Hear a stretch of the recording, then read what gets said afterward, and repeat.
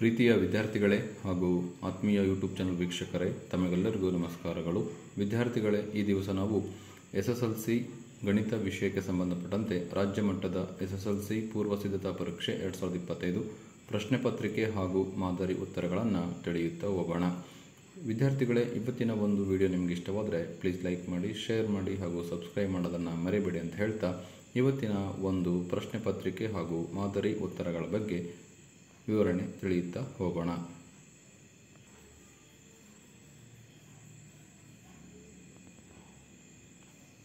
First main, ಕೆಳಗಿನ ಪ್ರಶ್ನೆಗಳಿಗೆ ಅಥವಾ ಅಪೂರ್ಣ ಹೇಳಿಕೆಗಳಿಗೆ 4 ಪರ್ಯಾಯ ಉತ್ತರಗಳನ್ನು ನೀಡಲಾಗಿದೆ. ಅವುಗಳಲ್ಲಿ ಸೂಕ್ತವಾದ ಉತ್ತರವನ್ನು ಆರಿಸಿ ಅದರ ಕ್ರಮಾಕ್ಷರದೊಡನೆ ಪೂರ್ಣ ಉತ್ತರವನ್ನು ಬರೆಯಿರಿ. ಫಸ್ಟ್ ಮೇನ್ 8 ಪ್ರಶ್ನೆಗಳು, ಪ್ರತಿ ಒಂದು ಪ್ರಶ್ನೆಗೆ 1 ಅಂಕ, ಟೋಟಲ್ 8 ಅಂಕಗಳು ಈ ಫಸ್ಟ್ ಮೇನಿಂದ ಬರುತ್ತೆ. ಮೊದಲನೇ ಪ್ರಶ್ನೆ, P of x is equal to x square minus x cube plus 2x plus 1 ಬಹುಪದೋಕ್ತಿಯ degree ಅಥವಾ ಮಹತ್ತಮ ಘಾತ ಎಷ್ಟಾಗಿದೆ ಅಂತ. Option A 2, option B 3, option C -3, option D 1. ಇಲ್ಲಿ ಸರಿಯಾದ ಉತ್ತರ ಆಪ್ಷನ್ ಬಿ 3 ಆಗಿದೆ ವಿದ್ಯಾರ್ಥಿಗಳೇ. ಸೊ ಇದು ಬಹುಪದೋಕ್ತಿ. ಇಲ್ಲಿ ಹೈಯೆಸ್ಟ್ ಡಿಗ್ರಿ ಯಾವುದಕ್ಕಿದೆ? ಎಕ್ಸ್ ಕ್ಯೂಬ್ ಇದೆ, ಹಾಗಾಗಿ ಮಹತ್ತಮ ಘಾತ 3 ಆಗುತ್ತದೆ ವಿದ್ಯಾರ್ಥಿಗಳೇ. ಸೊ ಫಸ್ಟ್ ಮೇನ್ ಒಂದನೇ ಕ್ವಶನಿಗೆ P of x is equal to x square minus x cube plus 2x plus 1 ಬಹುಪದೋಕ್ತಿಯ degree ಮಹತ್ತಮ ಘಾತ is equal to 3. So X ಘಾತ 3 ಇದೆ, ಹೈಯೆಸ್ಟ್ ಇದೆ, ಹಾಗಾಗಿ 3 ಆಗುತ್ತೆ. ಸೊ ಆನ್ಸರ್ ಆಪ್ಷನ್ ಬಿ 3 ಆಗಿದೆ ವಿದ್ಯಾರ್ಥಿಗಳೇ. ಪ್ರಶ್ನೆ ಸಂಖ್ಯೆ 2, 2, x, 12 ಇವು ಸಮಾಂತರ ಶ್ರೇಣಿಯಲ್ಲಿದ್ದರೆ x ನ ಬೆಲೆಯು ಏನಾಗಿರುತ್ತದೆ? Option A 7, option B 6, option C 8, option D 10. ಸರಿಯಾದ ಉತ್ತರ ಆಪ್ಷನ್ ಎ 7. ಸೊ ಹೇಗೆ ಬಂದಿದೆ ಅಂತ ನೋಡೋಣ. 2, x, 12. ಸೊ ಮೊದಲನೇ ಪದ A1, ಎರಡನೇ ಪದ A2, ಮೂರನೇ ಪದ A3. ಸೊ ನಮಗೆ ಸಾಮಾನ್ಯ ವ್ಯತ್ಯಾಸ ಬೇಕು, ಸೊ ಡಿ ಬೇಕು. ಹಾಗಾಗಿ A2 - A1 A3 - A2ಗೆ ಸಮನಾಗಿರುತ್ತೆ.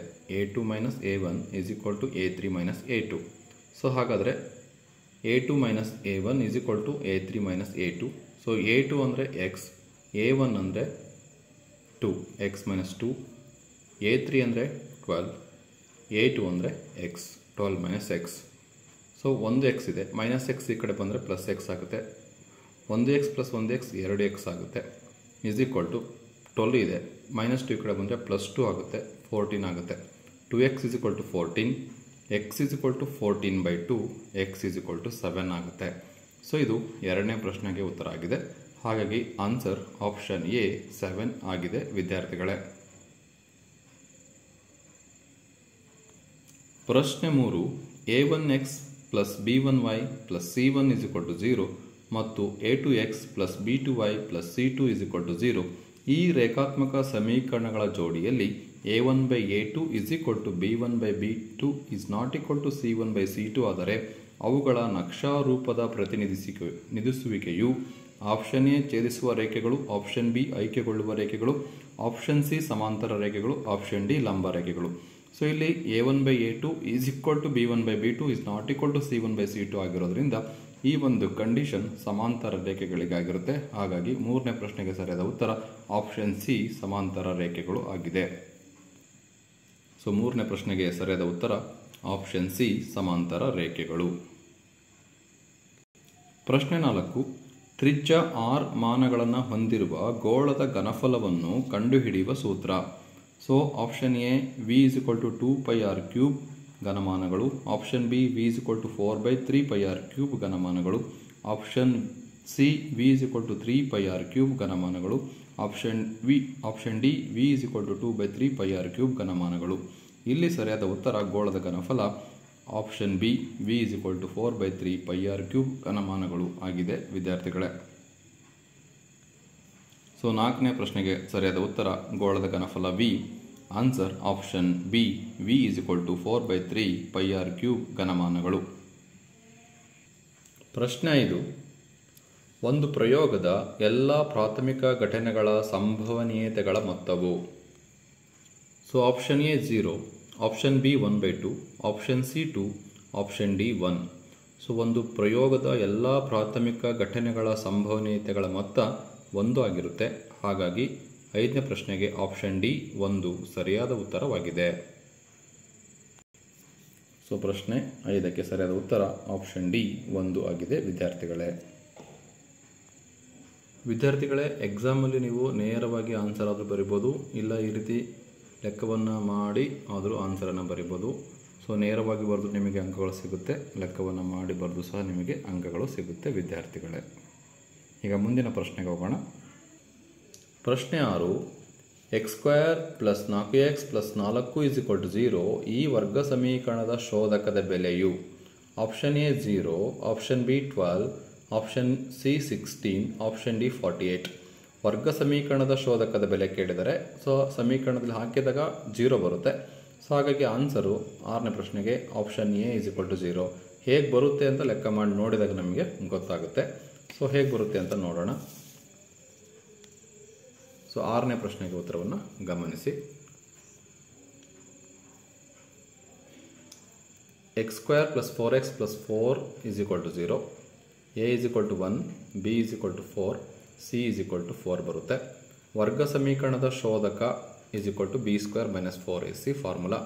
b ಜಾಗದಲ್ಲಿ 4 ಹಾಕಬೇಕು, a ಜಾಗದಲ್ಲಿ 1, c ಜಾಗದಲ್ಲಿ 4 ಹಾಕಬೇಕು. b² ಅಂದರೆ 4² - 4, a ಅಂದರೆ 1, c ಅಂದರೆ 4. 4² ಅಂದರೆ 16 ಮೈನಸ್ 4 4 16, 16 - 16 ಅಂದರೆ 0 ಆಗುತ್ತೆ. ಹಾಗಾಗಿ ವರ್ಗ ಸಮೀಕರಣದ ಶೋಧಕ 0 ಬರೋದ್ರಿಂದ ಆನ್ಸರ್ ಏನಾಗಿದೆ ಅಂದರೆ ಆಪ್ಷನ್ ಎ = 0 ಸರಿಯಾದ ಉತ್ತರವಾಗಿದೆ ವಿದ್ಯಾರ್ಥಿಗಳೇ. ಪ್ರಶ್ನೆ 7. ಕೊಟ್ಟಿರುವ ಚಿತ್ರದಲ್ಲಿ O ಕೇಂದ್ರವುಳ್ಳ ವೃತ್ತಕ್ಕೆ PQ ಸ್ಪರ್ಶಕವಾಗಿದೆ. BAQ 55 ಡಿಗ್ರಿ ಆದರೆ BOAನ ಅಳತೆಯು ಏನಾಗಿರುತ್ತೆ? ಚಿತ್ರವನ್ನು ಕೊಟ್ಟಿದ್ದಾರೆ, ಅಲ್ಲಿ BAQವನ್ನು ಕೊಟ್ಟಿದ್ದಾರೆ, ಹಾಗೆ PQ ಅನ್ನೋದು ಸ್ಪರ್ಶಕವಾಗಿದೆ, O ವೃತ್ತ ಕೇಂದ್ರವಾಗಿದೆ. So option A 90 degree, option B 120 degree, option C 110 degree, option D 100 degree. ನಮಗೆ ಪ್ರಶ್ನೆ ಕೇಳಿರೋದೇನು? BOA ಇದು ಎಷ್ಟಿದೆ ಅಂತ ಕೇಳಿದರೆ ಸೊ ಆನ್ಸರ್ 110 ಬರುತ್ತೆ. ಹೇಗೆ ಬರುತ್ತೆ ಅಂತ ಲೆಕ್ಕವನ್ನು ನೋಡೋಣ. ಸೊ ಚಿತ್ರವನ್ನು ಗಮನಿಸಿ. OA ಲಂಬ PQ ಆಗಿದೆ, ಹಾಗಾಗಿ OAQ ಅನ್ನೋದು 90 ಡಿಗ್ರಿ ಆಗುತ್ತೆ. ಸೊ ಇಲ್ಲಿಂದ ಇಲ್ಲಿಗೆ 90 ಡಿಗ್ರಿ ಆಗುತ್ತೆ. ನಮಗೆ ಇದು 55 ಡಿಗ್ರಿ ಇದೆ. ಸೊ 90ರಲ್ಲಿ 55 ಡಿಗ್ರಿನ ಕಳೆದ್ರೆ OAB ಸಿಗುತ್ತೆ. ದೇರ್ಫೋರ್ OAB + BAQ ಎರಡು ಕೋನ ಕೂಡಿಸಿದ್ರೆ 90 ಡಿಗ್ರಿ. ಕೋನ OAB + BAQ ಅಂದರೆ 55 degree = 90 degree. Therefore OAB = 90 degree - 55 degree. OAB = 35 degree. ಕೋನ OAB 35 ಡಿಗ್ರಿ ಇದ್ದರೆ ಕೋನ OBAನು ಸಹ 35 ಡಿಗ್ರಿ ಇರುತ್ತೆ, ಯಾಕೆಂದರೆ ಸಮ ದ್ವಿಬಾಹು ತ್ರಿಭುಜ ಆಗಿರೋದ್ರಿಂದ. ಸೊ ಇದು 35, ಇದು 35 ಇದ್ದರೆ 180ರಲ್ಲಿ ಇವೆರಡನ್ನು ಕಳೆದಾಗ ನಮಗೆ BOA ಸಿಗುತ್ತೆ ವಿದ್ಯಾರ್ಥಿಗಳೇ. ಹಾಗಾದರೆ ಕೋನ OAB + ಕೋನ OBA + ಕೋನ BOA = 180 ಡಿಗ್ರಿ. ಮೂರು ಕೋನಗಳು 1, 2, 3 ಕೋನಗಳನ್ನು ಕೂಡಿದರೆ 180 ಡಿಗ್ರಿ ಸಮನಾಗಿರುತ್ತೆ. ಸೊ ಇದು 35 ಡಿಗ್ರಿ ಇದೆ, ಇದು 35 ಡಿಗ್ರಿ ಇದೆ, BOA ಕಂಡುಹಿಡಿಬೇಕು. ಸೊ ಇವೆರಡು ಕೂಡಿದಾಗ 70 ಡಿಗ್ರಿ ಆಗುತ್ತೆ. ಪ್ಲಸ್ ಕೋನ BOA = 180 ಡಿಗ್ರಿ. ಕೋನ BOA = 180 ಡಿಗ್ರಿ ಪ್ಲಸ್ 70 ಕಡೆ ಬಂದರೆ -70 ಆಗುತ್ತೆ, ಕಳೆದ್ರೆ 110 ಡಿಗ್ರಿ ಆಗುತ್ತೆ. ಹಾಗಾಗಿ BOA ಅನ್ನೋದು 110 ಡಿಗ್ರಿ ಆಗುತ್ತೆ. So answer option C 110 degree ಆಗುತ್ತೆ ವಿದ್ಯಾರ್ಥಿಗಳೇ. ಎಕ್ಸಾಮಲ್ಲಿ ಇಷ್ಟೊಂದು ಲೆಕ್ಕ ಮಾಡ್ತಕ್ಕಂಥ ಅವಶ್ಯಕತೆ ನಿಮಗಿಲ್ಲ. ಹೇಗೆ ಬಂತು ಅಂತ ತಿಳಿಸೋಕ್ಕೋಸ್ಕರ ನಾನು ಲೆಕ್ಕವನ್ನು ಮಾಡಿದ್ದೀನಿ. ನೀವು ಬೇಕಂದರೆ ನೇರವಾಗಿ ಸಹ ಲೆಕ್ಕವನ್ನು ಮಾಡ್ಬೋದು. ಹೇಗೆ ಅಂದರೆ ಸೊ 55 ಇದೆ, ಇವೆರಡು ಕೂಡ 90 ಡಿಗ್ರಿ ಆಗಬೇಕು. 90ರಲ್ಲಿ 55 ಕಳಿಬೇಕು, 35 ಬರುತ್ತೆ. ಇದು 35 ಡಿಗ್ರಿ ಇದ್ದರೆ ಇದು 35 ಡಿಗ್ರಿ ಇರುತ್ತೆ. ಸೊ 35 70 ಆಗುತ್ತೆ. ಸೊ 180ರಲ್ಲಿ 70 ಕಳಿಬೇಕು, ಆವಾಗ ನಮಗೆ 110 ಡಿಗ್ರಿ ಸಿಗುತ್ತೆ. ಹೀಗೆ ನೀವು ಬಾಯಿ ಲೆಕ್ಕಲಾದರೂ ನೀವು ಲೆಕ್ಕವನ್ನು ಮಾಡಿ ಎಕ್ಸಾಮಲ್ಲಿ ಆನ್ಸರ್ನ ಇಡಬಹುದು ವಿದ್ಯಾರ್ಥಿಗಳೇ. 8ನೇ ಪ್ರಶ್ನೆ. ಮೂಲಬಿಂದು 0,0 ಇಂದ PA,Bಗೆ ಬಿಂದುವಿಗೆ ಇರುವ ದೂರ ಏನಾಗಿರುತ್ತೆ? ಸೊ ಮೂಲಬಿಂದು 0,0ದಿಂದ PA,B ಬಿಂದುವಿಗೆ ಇರುವ ದೂರ. ಹಾಗಾಗಿ ಸೂತ್ರ ಏನಪ್ಪ ಅಂದರೆ √A² + B² ಆಗುತ್ತೆ. ಆಪ್ಷನ್ ಎ, ಬಿ, ಸಿ ಮತ್ತು ಡಿ ಯಲ್ಲಿ ಆಪ್ಷನ್ ಡಿ ಅನ್ನೋದು ಸರಿಯಾದ ಉತ್ತರ ಆಗಿದೆ. ಹಾಗಾಗಿ ಸರಿಯಾದ ಉತ್ತರ option D √a² plus b². So ಎಂಟನೇ ಪ್ರಶ್ನೆಗೆ ಉತ್ತರ option D √a² plus b². ಮುಂದಿನ ಪ್ರಶ್ನೆಯನ್ನು ನೋಡೋಣ. ವಿದ್ಯಾರ್ಥಿಗಳೇ, ಎರಡನೇ ಮೇನಿಗೆ ಬರೋಣ. ಸೊ ಎರಡನೇ ಮೇನ್ ಏನಿದೆ ಅಂತ, ಕೆಳಗಿನ ಪ್ರಶ್ನೆಗಳಿಗೆ ಉತ್ತರಿಸಿ. 8 ಪ್ರಶ್ನೆ ಇದೆ, ಪ್ರತಿ ಪ್ರಶ್ನೆಗೆ 1 ಅಂಕ, ಟೋಟಲ್ 8 ಅಂಕ ಬರುತ್ತೆ. ಸೊ ಇದರಲ್ಲಿ 9ನೇ ಪ್ರಶ್ನೆ ಏನಿದೆ ಅಂತ ನೋಡೋಣ. ವೃತ್ತಛೇದಕ ಎಂದರೇನು ಅಂತ ಇದೆ. ಸೊ 9ನೇ ಪ್ರಶ್ನೆಗೆ ಉತ್ತರವನ್ನು ನೋಡೋಣ. ವೃತ್ತಛೇದಕ. ಸೊ 9ನೇ ಪ್ರಶ್ನೆಗೆ ಉತ್ತರ, ಒಂದು ವೃತ್ತದ 2 ಬಿಂದುಗಳ ಮೂಲಕ ಹಾದು ಹೋಗುವ ಸರಳ ರೇಖೆಯೇ ವೃತ್ತಛೇದಕ. ಒಂದು ವೃತ್ತದ 2 ಬಿಂದುಗಳ ಮೂಲಕ ಹಾದು ಹೋಗುವ ಸರಳ ರೇಖೆಯನ್ನು ವೃತ್ತಛೇದಕ ಅಂತೇಳಿ ಕರಿತೀವಿ ವಿದ್ಯಾರ್ಥಿಗಳೇ. ಪ್ರಶ್ನೆ 10, ಥೇಲ್ಸ್ನ ಅಥವಾ ಮೂಲ ಸಮಾನುಪಾತತೆಯ ಪ್ರಮೇಯವನ್ನು ನಿರೂಪಿಸಿ ಅಂತ ಇದೆ. ಸೊ ನಿರೂಪಣೆಯನ್ನು ನಾವು ಬರೀಬೇಕಾಗುತ್ತೆ. ಸೊ ಏನಿದೆ ಥೇಲ್ಸ್ನ ಅಥವಾ ಮೂಲ ಸಮಾನುಪಾತತೆಯ ಪ್ರಮೇಯದ ನಿರೂಪಣೆ? ತ್ರಿಭುಜದ 2 ಬಾಹುಗಳನ್ನು 2 ವಿಭಿನ್ನ ಬಿಂದುಗಳಲ್ಲಿ ಛೇದಿಸುವಂತೆ ಒಂದು ಬಾಹುವಿಗೆ ಸಮಾಂತರವಾಗಿ ಎಳೆದ ಸರಳ ರೇಖೆಯು ಉಳಿದೆರಡೂ ಬಾಹುಗಳನ್ನು ಸಮಾನುಪಾತದಲ್ಲಿ ವಿಭಾಗಿಸುತ್ತದೆ ಅಂತ ಹೇಳುತ್ತೆ. ಇದು ನಿರೂಪಣೆ ಮಾತ್ರ ಕೇಳಿದ್ರೆ ನಿರೂಪಣೆಯನ್ನು ಮಾತ್ರ ಬರೀಬೇಕಾಗುತ್ತೆ ವಿದ್ಯಾರ್ಥಿಗಳು. 11ನೇ ಪ್ರಶ್ನೆಗೆ ಬರೋಣ. ಕೊಟ್ಟಿರುವ ಚಿತ್ರದಲ್ಲಿ O ವೃತ್ತ ಕೇಂದ್ರ, PQ ಮತ್ತು PRಗಳು P ಬಿಂದುವಿನಿಂದ ವೃತ್ತಕ್ಕೆ ಎಳೆದ ಸ್ಪರ್ಶಕಗಳು. PQ ಮತ್ತು PRಗಳು P ಬಿಂದುವಿನಿಂದ ವೃತ್ತಕ್ಕೆ ಎಳೆದ ಸ್ಪರ್ಶಕಗಳಾಗಿವೆ.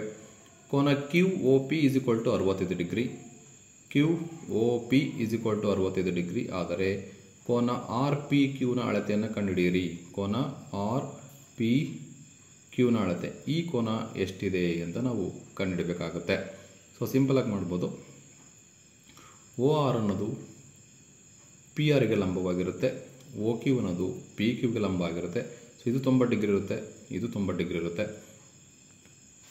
ಹಾಗೆ ಲಂಬಕೋನ ವಿಕರ್ಣ ಬಾಹು ಸಿದ್ಧಾಂತದಿಂದ ಈ 2 ತ್ರಿಭುಜಗಳು ಸರ್ವಸಮವಾಗುತ್ತೆ. ಈ 2 ತ್ರಿಭುಜಗಳು ಸರ್ವಸಮ ಆಗಿರೋದ್ರಿಂದ ಈ ಕೋನ ಎಷ್ಟಿರುತ್ತೆ, ಈ ಕೋನನು ಅಷ್ಟೇ ಇರುತ್ತೆ, 65 ಡಿಗ್ರಿ. ಸೊ 65 ಡಿಗ್ರಿ ಇವೆರಡನ್ನು ಕೂಡಬೇಕು, 130 ಡಿಗ್ರಿ ಆಗುತ್ತೆ.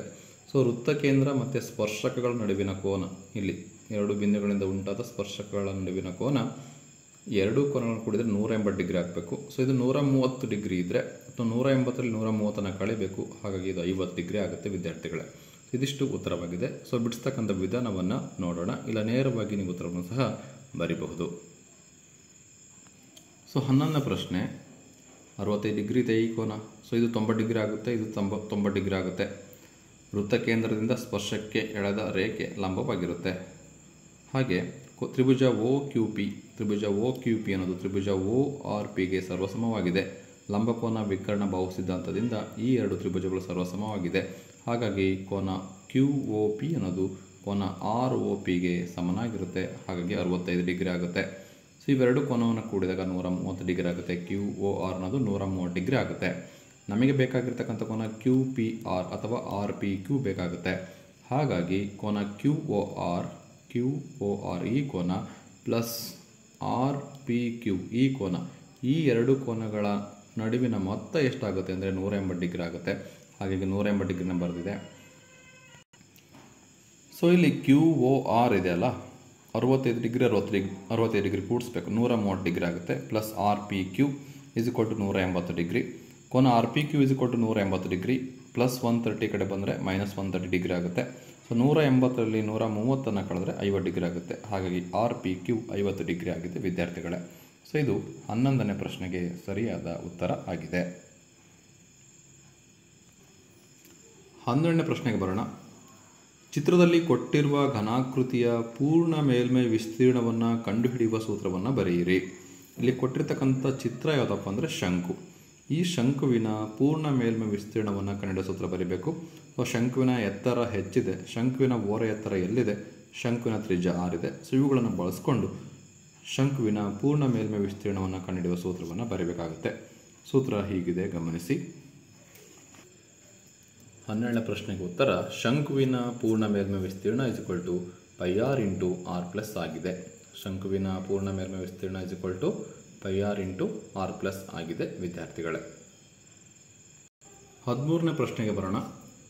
ಕೆಳಗೆ ನೀಡಲಾಗಿರುವ ಸಂಚಿತ ಆವೃತ್ತಿ ವಿತರಣಾ ಕೋಷ್ಟಕದಲ್ಲಿ ಮಧ್ಯಾಂಕವಿರುವ ವರ್ಗಾಂತರವನ್ನು ಬರೆಯಿರಿ. ಆವೃತ್ತಿ ವಿತರಣಾ ಕೋಷ್ಟಕವನ್ನು ಕೊಟ್ಟಿದ್ದಾರೆ. ಅಂಕಗಳು, ವಿದ್ಯಾರ್ಥಿಗಳ ಸಂಖ್ಯೆ, ಸಂಚಿತ ಆವೃತ್ತಿ CF ಇದೆ. ಸೊ 0ರಿಂದ 10 3 ವರ್ಗಾಂತರ ಇದು 3 ವಿದ್ಯಾರ್ಥಿಗಳು, ಸಂಚಿತ ಆವೃತ್ತಿ 3.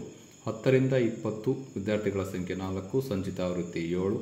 20ರಿಂದ 30 ವಿದ್ಯಾರ್ಥಿಗಳ ಸಂಖ್ಯೆ 7, ಸಂಚಿತ ಆವೃತ್ತಿ 14. 30ರಿಂದ 40 ವಿದ್ಯಾರ್ಥಿಗಳ ಸಂಖ್ಯೆ 6, ಸಂಚಿತ ಆವೃತ್ತಿ 20. ಒಟ್ಟು ವಿದ್ಯಾರ್ಥಿಗಳ ಸಂಖ್ಯೆ 20 ಆಗಿದೆ. ಇಲ್ಲಿ ಪ್ರಶ್ನೆ ಏನಿದೆ ಅಂದರೆ ಮಧ್ಯಾಂಕವಿರುವ ವರ್ಗಾಂತರ ಕೇಳಿದರೆ, ಸೊ ಮಧ್ಯಾಂಕವಿರುವ ವರ್ಗಾಂತರ ಬೇಕಂದರೆ n=20 ಇದೆ, ಇದನ್ನು ಬೈ 2 ಮಾಡಬೇಕು. n/2 ಅಂದರೆ 10 ಆಗುತ್ತೆ. ಸೊ 10 ಇಲ್ಲಿ ಸಂಚಿತ ಆವೃತ್ತಿಯಲ್ಲಿ ಎಲ್ಲಿ ಬರುತ್ತೆ ನೋಡಬೇಕು. ಸಂಚಿತ ಆವೃತ್ತಿಯಲ್ಲಿ 10 ಈ 14ರಲ್ಲಿ ಬರುತ್ತೆ. ಸೊ 14ರಲ್ಲಿ ಬರೋದ್ರಿಂದ ಮಧ್ಯಾಂಕ ಇದರಲ್ಲೇ ಇದೆ. ಸೊ ಇದರ ವರ್ಗಾಂತರ ಯಾವುದಪ್ಪ ಅಂದರೆ 20ರಿಂದ 30, 20 to 30. ಇದು ಮಧ್ಯಾಂಕವಿರುವ ವರ್ಗಾಂತರ ಆಗಿದೆ ವಿದ್ಯಾರ್ಥಿಗಳೇ. ಇದು 13ನೇ ಪ್ರಶ್ನೆಗೆ ಉತ್ತರ ಆಗಿದೆ. So n=20. ಸೊ ಮಧ್ಯಾಂಕವಿರುವ ವರ್ಗಾಂತರ ಬೇಕು, n/2 ಮಾಡಬೇಕು. 20/2 ಆಗುತ್ತೆ, ಅದು 10 ಆಗುತ್ತೆ. ಸೊ 10 ಸಂಚಿತ ಆವೃತ್ತಿ ಬರ್ತಕ್ಕಂಥ ವರ್ಗಾಂತರ ಯಾವುದಪ್ಪ ಅಂದರೆ 20ರಿಂದ 30ರಲ್ಲಿ 10 ಮಧ್ಯಾಂಕ ಇರ್ತಕ್ಕಂಥ ಒಂದು ವರ್ಗಾಂತರ ಬರುತ್ತೆ.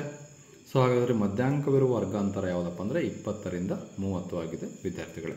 ಸೊ ಇದು 13ನೇ ಪ್ರಶ್ನೆಗೆ ಉತ್ತರ ಆಗಿದೆ. 14ನೇ ಪ್ರಶ್ನೆ ಬರೋಣ. ಒಂದು ಸಮಾಂತರ ಶ್ರೇಣಿಯ n ನೇ ಪದ an=5n - 2 ಆದರೆ a2ನ ಬೆಲೆಯನ್ನು ಕಂಡುಹಿಡಿಯಿರಿ. ಸೊ an=5n - 2 ಆದರೆ a2 ಏನಾಗುತ್ತೆ ಅಂತ. ಸೊ n ಜಾಗದಲ್ಲಿ 2 ಹಾಕಿ ಲೆಕ್ಕವನ್ನು ಮಾಡೋದ್ರಿಂದ ಈ ಒಂದು ಪ್ರಶ್ನೆಗೆ ಉತ್ತರವನ್ನು ಬರಿಬೋದು. an=5n - 2. ಸೊ a2 ಕೇಳಿದರೆ a2 = 5, n ಅಂದರೆ 2 - 2, a2 5 2 10 -2, 10ರಲ್ಲಿ 2 ಅಂದರೆ 8, a2 = 8 ಆಗುತ್ತೆ. ಸೊ ಇದು 14ನೇ ಪ್ರಶ್ನೆಗೆ ಉತ್ತರ ಆಗಿದೆ ವಿದ್ಯಾರ್ಥಿಗಳೇ. 15ನೇ ಪ್ರಶ್ನೆ ಬರೋಣ. 7 ಸೆಂಟಿಮೀಟರ್ ತ್ರಿಜ್ಯವುಳ್ಳ ವೃತ್ತದಲ್ಲಿ ತ್ರಿಜ್ಯಾಂತರ ಖಂಡದ ವಿಸ್ತೀರ್ಣವು 22 ಸೆಂಟಿಮೀಟರ್² ಆಗಿದೆ. ಹಾಗಾದರೆ ವೃತ್ತದ ಉಳಿದ ಭಾಗದ ವಿಸ್ತೀರ್ಣವನ್ನು ಕಂಡುಹಿಡಿಯಿರಿ. ಸೊ 7 ಸೆಂಟಿಮೀಟರ್ ತ್ರಿಜ್ಯ ಇದೆ, ತ್ರಿಜ್ಯಾಂತರ ಖಂಡದ ವಿಸ್ತೀರ್ಣವನ್ನು ಕೊಟ್ಟಿದ್ದಾನೆ 22 ಸೆಂಟಿಮೀಟರ್² ಅಂತ ಇದೆ. ಹಾಗಾದರೆ ವೃತ್ತದ ಉಳಿದ ಭಾಗದ ವಿಸ್ತೀರ್ಣ ಎಷ್ಟು ಕೇಳಿದರೆ, ಸೊ ವೃತ್ತದ ಉಳಿದ ಭಾಗದ ವಿಸ್ತೀರ್ಣ ಬೇಕು ಅಂದರೆ ವೃತ್ತದ ವಿಸ್ತೀರ್ಣದಲ್ಲಿ ತ್ರಿಜ್ಯಾಂತರ ಖಂಡದ ವಿಸ್ತೀರ್ಣವನ್ನು ಕಳಿಬೇಕು. ಆವಾಗ ನಮಗೆ ವೃತ್ತದ ಉಳಿದ ಭಾಗದ ವಿಸ್ತೀರ್ಣ ಸಿಗುತ್ತೆ ವಿದ್ಯಾರ್ಥಿಗಳೇ. r=7 ಸೆಂಟಿಮೀಟರ್, ತ್ರಿಜ್ಯಾಂತರ ಖಂಡದ ವಿಸ್ತೀರ್ಣ = 22 ಸೆಂಟಿಮೀಟರ್² ಇದೆ. ವೃತ್ತದ ಉಳಿದ ಭಾಗದ ವಿಸ್ತೀರ್ಣ ಬೇಕು ಅಂದರೆ ವೃತ್ತದ ವಿಸ್ತೀರ್ಣ ಮೈನಸ್ ತ್ರಿಜ್ಯಾಂತರ ಖಂಡದ ವಿಸ್ತೀರ್ಣ. ವೃತ್ತದ ವಿಸ್ತೀರ್ಣದಲ್ಲಿ ತ್ರಿಜ್ಯಾಂತರ ಖಂಡದ ವಿಸ್ತೀರ್ಣವನ್ನು ಕಳಿಬೇಕು. ವೃತ್ತದ ವಿಸ್ತೀರ್ಣ ಕಂಡುಹಿಡಿಯೋ ಸೂತ್ರ πr² ಮೈನಸ್ ತ್ರಿಜ್ಯಾಂತರ ಖಂಡದ ವಿಸ್ತೀರ್ಣ ಕೊಟ್ಟಿದ್ದಾರೆ 22. ಸೊ π ಅಂದರೆ 22/7 ಇಂಟು r² ಅಂದರೆ 7 × 7 ಮೈನಸ್ 22. 7 1 7 1 ಆಗುತ್ತೆ. 22 × 7 ಗುಣಿಸಿದರೆ 154 ಆಗುತ್ತೆ. ಸೊ ಮೈನಸ್ 22 ಇವೆರಡರಲ್ಲಿ ಕಳೆದ್ರೆ 132 ಸೆಂಟಿಮೀಟರ್² ಬರುತ್ತೆ ವಿದ್ಯಾರ್ಥಿಗಳೇ. ಸೊ ಇದು 15ನೇ ಪ್ರಶ್ನೆಗೆ ಉತ್ತರ ಆಗಿದೆ. 16ನೇ ಪ್ರಶ್ನೆ.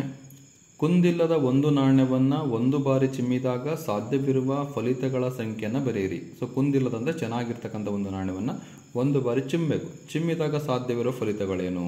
ಹೆಡ್ ಆದರೂ ಬೀಳ್ಬೋದು, ಟೈಲ್ ಆದರೂ ಬೀಳ್ಬೋದು. ಅಂದರೆ ಎಷ್ಟು ಸಂಖ್ಯೆಗಳಿರುತ್ತೆ ಸಾಧ್ಯವಿರುವ ಫಲಿತಗಳು ಅಂದರೆ 2 ಆಗುತ್ತೆ ವಿದ್ಯಾರ್ಥಿಗಳೇ. ಸೊ n(s) = h, t ಅಂದರೆ ಸಾಧ್ಯವಿರುವ ಫಲಿತಗಳು ಎಷ್ಟಪ್ಪ ಅಂದರೆ 2. n(s) = 2. ಇದು 16ನೇ ಪ್ರಶ್ನೆಗೆ ಉತ್ತರ ಆಗಿದೆ ವಿದ್ಯಾರ್ಥಿಗಳೇ. 3rd ಮೇನಿಗೆ ಬರೋಣ. ಕೆಳಗಿನ ಪ್ರಶ್ನೆಗಳಿಗೆ ಉತ್ತರಿಸಿ ಅಂತ ಇದೆ. ಟೋಟಲ್ 8 ಪ್ರಶ್ನೆ, 2 ಅಂಕ, ಟೋಟಲ್ 16 ಅಂಕಗಳು ಈ ಒಂದು ಮೇನಿಂದ ನಮಗೆ ಸಿಗುತ್ತೆ. ಸೊ ಏನಿದೆ ಅಂತ ನೋಡೋಣ. 17ನೇ ಪ್ರಶ್ನೆ. 5 + √3 ಒಂದು ಅಭಾಗಲಬ್ಧ ಸಂಖ್ಯೆ ಎಂದು ಸಾಧಿಸಿ. ಸೊ ಫೆಮಿಲಿಯರ್ ಕ್ವಶನ್, ಯಾವಾಗಲೂ ರಿಪೀಟ್ ಆಗ್ತಾ ಇರುತ್ತೆ. ಸೊ ಈ ಥರದ ಲೆಕ್ಕಗಳನ್ನು ಹೆಚ್ಚು ಪ್ರಾಕ್ಟೀಸ್ ಮಾಡಿದರೆ ಹೆಚ್ಚು ಅಂಕಗಳನ್ನು ನೀವು ಪಡ್ಕೋಬೋದು ವಿದ್ಯಾರ್ಥಿಗಳೇ. ಸೊ ಉತ್ತರವನ್ನು ನೋಡಿ. 5 + √3 ಒಂದು ಭಾಗಲಬ್ಧ ಸಂಖ್ಯೆ ಆಗಿರಲಿ, ಇದು ನಮ್ಮ ಊಹೆ. 5 + √3 = p/q. p, q belongs to z, q is not equal to 0.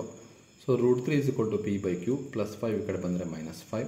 √3 = p - 5q ವರೆ ಗುಣಾಕಾರ ಮಾಡಿ ಡಿವೈಡ್ಸ್ q ಆಗುತ್ತೆ. p - 5q/q ಅನ್ನೋದು ಏನಾಗಿದೆ ಅಂದರೆ ಒಂದು ಭಾಗಲಬ್ಧ ಸಂಖ್ಯೆ ಆಗಿದೆ. ಕಾರಣ ಏನಪ್ಪ ಅಂದರೆ ಪಿ ಮತ್ತು ಕ್ಯೂ ಪೂರ್ಣಾಂಕಗಳಾಗಿರುವುದರಿಂದ ಇದು ಒಂದು ಭಾಗಲಬ್ಧ ಸಂಖ್ಯೆ ಆಗಿದೆ. ಆದರೆ √3 ಒಂದು ಅಭಾಗಲಬ್ಧ ಸಂಖ್ಯೆ ಅಂತ ನಮಗೆ ಗೊತ್ತಿದೆ. ಹಾಗಾಗಿ 5 + √3 ಒಂದು ಭಾಗಲಬ್ಧ ಸಂಖ್ಯೆ ಎಂಬ ನಮ್ಮ ಊಹೆ ಏನಾಗಿದೆ, ತಪ್ಪಾಗಿದೆ. ಹಾಗಾಗಿ 5 + √3 ಒಂದು ಭಾಗಲಬ್ಧ ಸಂಖ್ಯೆಯಾಗಿದೆ ವಿದ್ಯಾರ್ಥಿಗಳೇ. ಸೊ ಇದು 17ನೇ ಪ್ರಶ್ನೆಗೆ ಉತ್ತರವಾಗಿದೆ. ನೆಕ್ಸ್ಟ್ ಪ್ರಶ್ನೆಗೆ ಹೋಗೋಣ.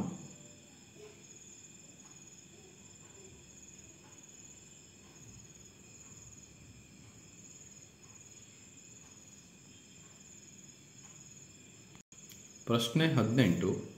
ಕೊಟ್ಟಿರುವ ರೇಖಾತ್ಮಕ ಸಮೀಕರಣಗಳ ಜೋಡಿಯನ್ನು ವರ್ಜಿಸುವ ವಿಧಾನದಿಂದ ಬಿಡಿಸಿ ಅಂತ ಇದೆ. 2x + y = 14, x - y = 4. So ವರ್ಜಿಸುವ ವಿಧಾನದಿಂದ ಈ ಲೆಕ್ಕವನ್ನು ಬಿಡಿಸಬೇಕು.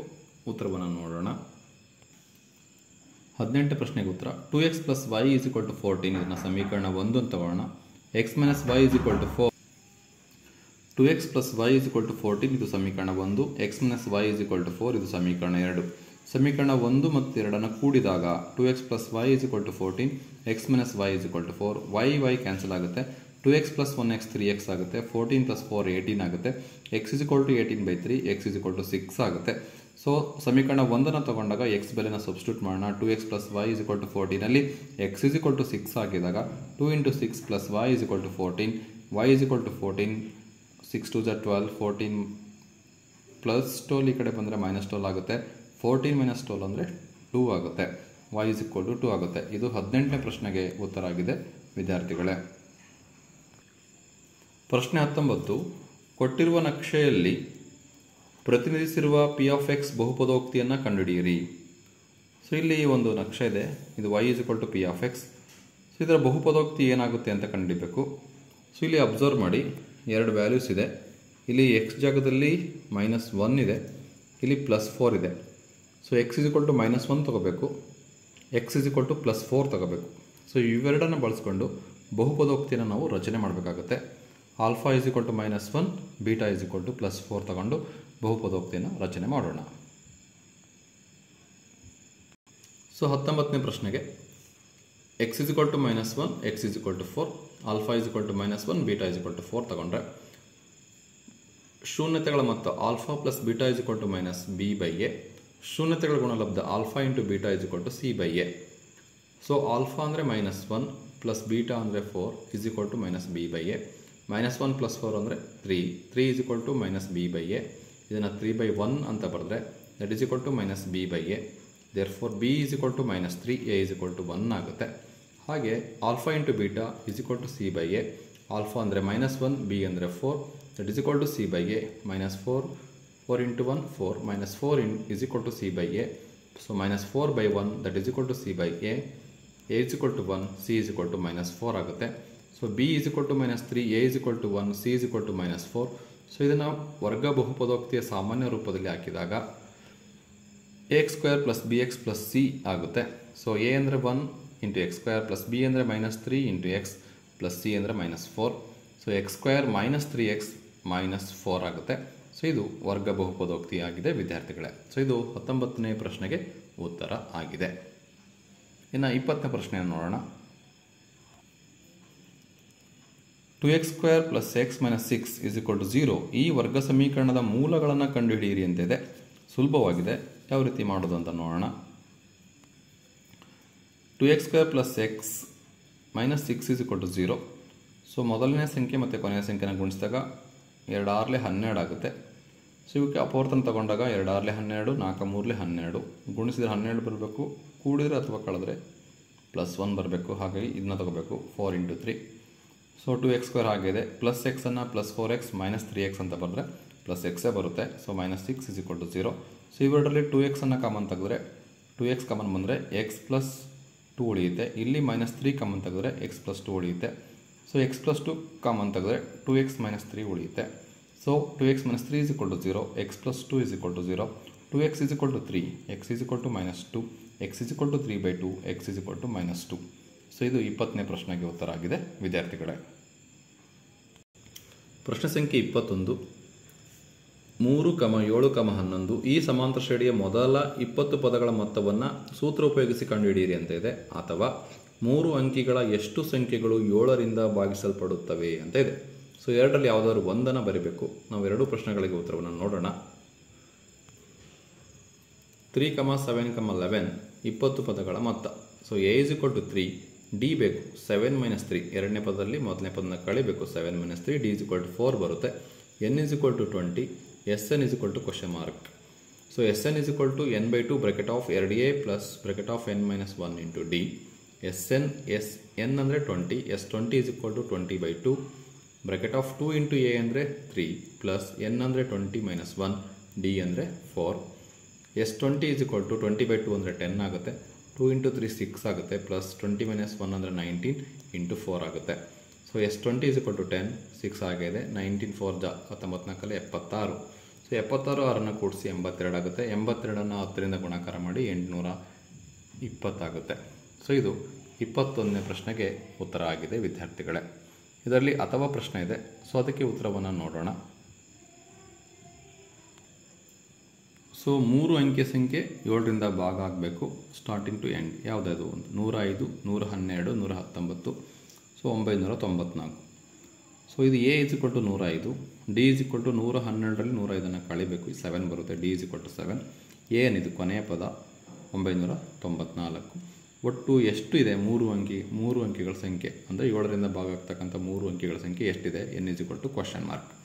So a n is equal to a plus n - 1 into d. So a n ಅಂದರೆ 994 ಇಸ್ ಈಕ್ವಲ್ ಟು ಎ ಅಂದರೆ 105 ಪ್ಲಸ್ n - 1 ಇಂಟು ಡಿ ಅಂದರೆ 7. 994 ಪ್ಲಸ್ 105 ಈ ಕಡೆ ಬಂದರೆ minus 105, that is equal to 7n - 7. So ಕಳೆದ್ರೆ ಇವೆರಡರಲ್ಲಿ 889 ಬರುತ್ತೆ. -7 ಈ ಕಡೆ ಬಂದರೆ +7 ಆಗುತ್ತೆ, that is equal to 7n. So ಇವೆರಡನ್ನು ಕೂಡಿಸಿ 896 ಆಗುತ್ತೆ. ಸೊ ಎನ್ ಬೇಕು ನಮಗೆ. 896ನ 7ರಿಂದ ಭಾಗಿಸ್ಬೇಕು. ಅವಾಗ n ಇಸ್ ಈಕ್ವಲ್ ಟು 128 ಬರುತ್ತೆ. ಸೊ ಎಷ್ಟು ಸಂಖ್ಯೆಗಳಿದೆ ಅಂದರೆ 128 ಸಂಖ್ಯೆಗಳಿದೆ ವಿದ್ಯಾರ್ಥಿಗಳೇ. ಸೊ 22ನೇ ಪ್ರಶ್ನೆ ಏನಿದೆ, ಕೊಟ್ಟಿರುವ ಚಿತ್ರದಲ್ಲಿ ಕೋನ ಎ ಬಿ ಸಿ 90 ಡಿಗ್ರಿ ಆದರೆ ಕಾಸ್ ಆಲ್ಫಾ ಮತ್ತು ಕಾಟ್ ಆಲ್ಫಾದ ಬೆಲೆಯನ್ನು ಕಂಡುಹಿಡಿಯಿರಿ ಅಂತ ಇದೆ. ಸೊ 12 ಮಾನ, 13 ಮಾನ, 5 ಮಾನಗಳಿದೆ. ಸೊ ಇಲ್ಲಿ ಆಲ್ಫಾ ಇದೆ. ಸೊ ಇದರಲ್ಲಿ ಕಾಸ್ ಆಲ್ಫಾ ಎಷ್ಟು ಬರುತ್ತೆ, ಕಾಟ್ ಆಲ್ಫಾ ಎಷ್ಟು ಬರುತ್ತೆ ಅಂತೇಳಿ ಕಂಡುಹಿಡಬೇಕು. ಸೊ ಉತ್ತರವನ್ನು ನೋಡೋಣ. ಸೊ ಕಾಸ್ ಆಲ್ಫಾ ಬೇಕು ಅಂದರೆ so A B by A C, ಪಾರ್ಶ್ವಬಾಹು ಬೈ ವಿಕರ್ಣ. So A B by A C, A B ಅಂದರೆ 12, ಎ ಸಿ ಅಂದರೆ 13, 12/13. ಇನ್ನು ಕಾಟ್ ಆಲ್ಫಾ ಕೇಳಿದರೆ ಇದು ಸಹ ಏನಾಗುತ್ತೆ ಅಂದರೆ ಕಾಟ್ ಆಲ್ಫಾ ಅಂದರೆ ಪಾರ್ಶ್ವಬಾಹು ಬೈ ಅಭಿಮುಖ ಬಾಹು, a B by b c. So A b 12, b c 5, 12/5 cot alpha. ಇದು 22ನೇ ಪ್ರಶ್ನೆಗೆ ಉತ್ತರ ಆಗಿದೆ ವಿದ್ಯಾರ್ಥಿಗಳು. 23ನೇ ಪ್ರಶ್ನೆ ಬರೋಣ. 3,1 ಮತ್ತು 6,4 ಬಿಂದುಗಳ ನಡುವಿನ ದೂರವನ್ನು ದೂರ ಸೂತ್ರ ಉಪಯೋಗಿಸಿ ಕಂಡುಹಿಡಿಯಿರಿ ಅಂತ ಇದೆ. ಸೊ ದೂರ ಸೂತ್ರವನ್ನು ಉಪಯೋಗಿಸಿ ಲೆಕ್ಕವನ್ನು ಮಾಡಬೇಕಾಗುತ್ತೆ. So x1, y1 is equal to 3,1, x2, y2 is equal to 6,4. So ದೂರ ಸೂತ್ರ d is equal to square root of x2 minus x1 whole square plus y2 minus y1 whole square. So x2 ಅಂದರೆ 6, x1 ಅಂದರೆ 3, 6 minus 3 whole square plus y2 ಅಂದರೆ 6, y1 ಅಂದರೆ 1, 4 minus 1, y2 ಅಂದರೆ 4, y1 ಅಂದರೆ 1, 4 minus 1 whole square. 6 minus 3 ಅಂದರೆ 3, 3 square, 4 minus 1 ಅಂದರೆ 3 square ಇದೆ, 3 square, 3 square plus 3 square 9 + 9 ಆಗುತ್ತೆ. 9 + 9 ಅಂದರೆ 18 ಆಗುತ್ತೆ. 18ನ 9 2s 9 2 18 ಬರೀಬೋದು. √9 ಅಂದರೆ 3 ಬರುತ್ತೆ. ಸೊ 3 √2 ಮಾನಗಳಾಗುತ್ತೆ. ಸೊ ಇದು 23ನೇ ಪ್ರಶ್ನೆಗೆ ಉತ್ತರ ಆಗಿದೆ ವಿದ್ಯಾರ್ಥಿಗಳೇ. 24ನೇ ಪ್ರಶ್ನೆ ಬರೋಣ. ಒಂದು ಚೀಲದಲ್ಲಿ 3 ಕೆಂಪು ಚೆಂಡುಗಳು ಮತ್ತು 5 ಕಪ್ಪು ಚೆಂಡುಗಳಿವೆ. ಚೀಲದಿಂದ ಯಾದೃಚ್ಛಿಕವಾಗಿ ಒಂದು ಚೆಂಡನ್ನು ಹೊರತೆಗೆಯಲಾಗಿದೆ. ಹೊರತೆಗೆದ ಚೆಂಡು ಕೆಂಪು ಆಗಿಲ್ಲದ ಸಂಭವನೀಯತೆಯನ್ನು ಕಂಡುಹಿಡಿಯಿರಿ. ಅಥವಾ ಎರಡರಲ್ಲಿ ಒಂದು ಕ್ವಶನ್ಗೆ ಉತ್ತರ ಬರೀಬೇಕು. 12 ದೋಷಪೂರಿತ ಪೆನ್ನುಗಳು ಆಕಸ್ಮಿಕವಾಗಿ 132 ಉತ್ತಮ ಪೆನ್ನುಗಳೊಂದಿಗೆ ಸೇರಿಕೊಂಡಿವೆ. ಯಾದೃಚ್ಛಿಕವಾಗಿ ಒಂದು ಪೆನ್ನನ್ನು ಗುಂಪಿನಿಂದ ಹೊರತೆಗೆಯಲಾಗಿದೆ. ಹೊರತೆಗೆದ ಪೆನ್ನು ಉತ್ತಮವಾಗಿರುವ ಸಂಭವನೀಯತೆಯನ್ನು ಕಂಡುಹಿಡಿಯಿರಿ ಅಂತ ಇದೆ. ಸೊ ಉತ್ತರವನ್ನು ನೋಡೋಣ. ಸೊ 24ನೇ ಪ್ರಶ್ನೆಯಲ್ಲಿ ಮೊದಲನೇ ಪ್ರಶ್ನೆ n of s is equal to ಎಷ್ಟಿದೆ, 3 ಕೆಂಪು ಚೆಂಡಿದೆ, 5 ಕಪ್ಪು ಚೆಂಡು ಆಗಿದೆ. ಒಟ್ಟು ಎಷ್ಟಾಗುತ್ತೆ, 3 + 5 8. N of s is equal to 8 ಆಗುತ್ತೆ. ಎನ್ ಆಫ್ ಎ ಅಂದ್ರೇನು, ಹೊರತೆಗೆದ ಚೆಂಡು ಕೆಂಪು ಆಗಿಲ್ಲದ ಸಂಭವ. ಕೆಂಪು ಆಗಿಲ್ಲದ ಸಂಭವ, ಕೆಂಪು ಚೆಂಡುಗಳು 3 ಇದೆ ಅಂದರೆ ಆಗಿಲ್ಲದ ಸಂಭವ 5 ಇರುತ್ತೆ, ಟೋಟಲ್ 8ಕ್ಕೆ. ಹಾಗಾದರೆ ಕೆಂಪು ಆಗಿಲ್ಲದಂದರೆ ಏನು, ಕೆಂಪನ್ನು ಬಿಟ್ಟು ಹೇಳಬೇಕು 5. ಹಾಗಾದರೆ n of a is equal to 5. ಹಾಗಾದರೆ ಸಂಭವನೀಯತೆ ಎಷ್ಟಾಗುತ್ತೆ, ಹೊರತೆಗೆದ ಚೆಂಡು ಕೆಂಪು ಆಗಿಲ್ಲದ ಸಂಭವನೀಯತೆ p of a is equal to n of a by n of s. P of a is equal to n of a ಅಂದರೆ 5, ಎನ್ ಆಫ್ ಎಸ್ ಅಂದರೆ 8, 5/8 ಆಗುತ್ತೆ. ಸೊ ಇದು 24ರಲ್ಲಿ 1ನೇ ಪ್ರಶ್ನೆಗೆ ಉತ್ತರ. ಸೊ ಅದರಲ್ಲಿ ಅಥವಾ ಇದೆ, ಅದನ್ನು ನೋಡೋಣ. ಎನ್ ಆಫ್ ಎಸ್ 12 ದೋಷಪೂರಿತ ಪೆನ್ನುಗಳಿದೆ, 132 ಉತ್ತಮ ಪೆನ್ನುಗಳಿದೆ. ಸೊ ಇದರಲ್ಲಿ ಎಷ್ಟಾಗುತ್ತೆ, 12 ಮತ್ತು 132 ಕೂಡಿಸ್ಬೇಕು. ಕೂಡಿಸಿದಾಗ 144 ಆಗುತ್ತೆ. ಇದು ಎನ್ ಆಫ್ ಎಸ್ ಆಗುತ್ತೆ. ಸೊ ಇದರಲ್ಲಿ ಉತ್ತಮ ಪೆನ್ನು ಆಗಿರುವ ಸಂಭವನೀಯತೆ, ಉತ್ತಮ ಪೆನ್ ಎಷ್ಟಿದೆ, 132 ಇದೆ. ಒಟ್ಟು ಪೆನ್ನುಗಳು ಎಷ್ಟಿದೆ, 144 ಇದೆ. ಹಾಗಾದರೆ ಸಂಭವನೀಯತೆ ಎಷ್ಟಾಗುತ್ತೆ, p of a is equal to n of a by n of s. So n of a ಅಂದರೆ 132, ಎನ್ ಆಫ್ ಎಸ್ ಅಂದರೆ 144. 132/144 ಆಗುತ್ತೆ. ಇದನ್ನು ಸಿಂಪ್ಲಿಫೈ ಮಾಡಿದರೆ 11/12 ಆಗುತ್ತೆ ವಿದ್ಯಾರ್ಥಿಗಳೇ. ಸೊ ಇದು ಅಥವಾ ಪ್ರಶ್ನೆಗೆ ಉತ್ತರ ಆಗಿದೆ. ಸೊ ಎಕ್ಸಾಮಲ್ಲಿ ಯಾವುದಾದ್ರೂ ಒಂದನ್ನು ನೀವು ಬರೀಬೇಕಾಗುತ್ತೆ ವಿದ್ಯಾರ್ಥಿಗಳೇ. ಈಗ 3 ಅಂಕದ ಪ್ರಶ್ನೆಗಳನ್ನು ನೋಡೋಣ. 4th ಮೇನ್, ಕೆಳಗಿನ ಪ್ರಶ್ನೆಗಳಿಗೆ ಉತ್ತರಿಸಿ. 9 ಪ್ರಶ್ನೆ ಇರುತ್ತೆ, ಒಟ್ಟು 3 ಅಂಕ, ಒಟ್ಟು 27 ಅಂಕ ಸಿಗುತ್ತೆ. ಒಂದು ಪ್ರಶ್ನೆಗೆ 3 ಅಂಕ, ಟೋಟಲ್ 27 ಅಂಕ. ಸೊ ಇದರಲ್ಲಿ 25ನೇ ಪ್ರಶ್ನೆ ಏನಿದೆ, 510 ಮತ್ತು 92 ಈ ಪೂರ್ಣಾಂಕಗಳ ಲಸ ಮತ್ತು ಮೋಸಗಳನ್ನು ಅವಿಭಾಜ್ಯ ಅಪವರ್ತನ ವಿಧಾನದಿಂದ ಕಂಡುಹಿಡಿದು ಲಸ ಇಂಟು ಮೋಸ ಇಸ್ ಈಕ್ವಲ್ ಟು ಆ 2 ಪೂರ್ಣಾಂಕಗಳ ಗುಣಲಬ್ಧ ಎಂಬುದನ್ನು ತಾಳೆ ನೋಡಿ ಅಂತ ಪ್ರಶ್ನೆ ಇದೆ. ಸೊ ಮೊದಲಿಗೆ ನಾವು ಮಾಡಬೇಕಾಗಿರೋದು ಲಸ ಮತ್ತು ಮಾಸ ಇವೆರಡನ್ನು ಕಂಡುಹಿಡಬೇಕು. ಸೊ ಲಸ ಮಾಸಗಳನ್ನು ಗುಣಿಸಿದರೆ ಅದು ಈ 2 ಪೂರ್ಣಾಂಕಗಳ ಗುಣಲಬ್ಧಕ್ಕೆ ಸಮನಾಗಿರಬೇಕು ಅಂತ ನಾವು ಅದನ್ನ ತೋರಿಸ್ಬೇಕು. ಸೂತ್ರವನ್ನು ನೋಡೋಣ. ಸೊ 510 ಬಾಗಿಸ್ತಾ ಹೋಗೋಣ. ಬಿಡಿಸ್ತಂದರೆ 0 ಇದೆ, ಹಾಗಾಗಿ 2ರಿಂದ ಬಾಗಿಸೋಣ. 2 2 4, 1 ಉಳಿತು, 2 5 10, 1 ಉಳಿತು, 2 5 10. ಸೊ ಇಲ್ಲಿ 5 ಇದೆ. ಸೊ ಇದು 3ರಿಂದ ಭಾಗ ಆಗುತ್ತಾ ನೋಡಬೇಕು. ಸೊ 5 10 12, 3ರಿಂದ ಭಾಗ ಆಗುತ್ತೆ. ಸೊ 3 8 24, 1 ಉಳಿತು, 3 5 15, 85 ಆಯಿತು. ಸೊ ಇದು 3ರಿಂದ ಭಾಗ ಆಗಲ್ಲ. ಸೊ 5ರಿಂದ ಭಾಗಿಸ್ಬೇಕು. 5 1 5, 3 ಉಳಿತು, 5 1 35. ಸೊ 17 1 17. ನೆಕ್ಸ್ಟ್ 92ಅನ್ನು ಸೊ ಬಿಡಿಸ್ತಂದಲ್ಲಿ 2 ಇದೆ, 2ರಿಂದ ಭಾಗ ಆಗುತ್ತೆ. 2 4 8, 1 ಉಳಿತು, 6 ಆಯಿತು, 46 ಆಯಿತು, 2 6 12. ಸೊ ಇಲ್ಲಿ 6 ಇದೆ, 2ರಿಂದ ಭಾಗ ಆಗುತ್ತೆ. 2 2 2 3 23 ಇದೆ.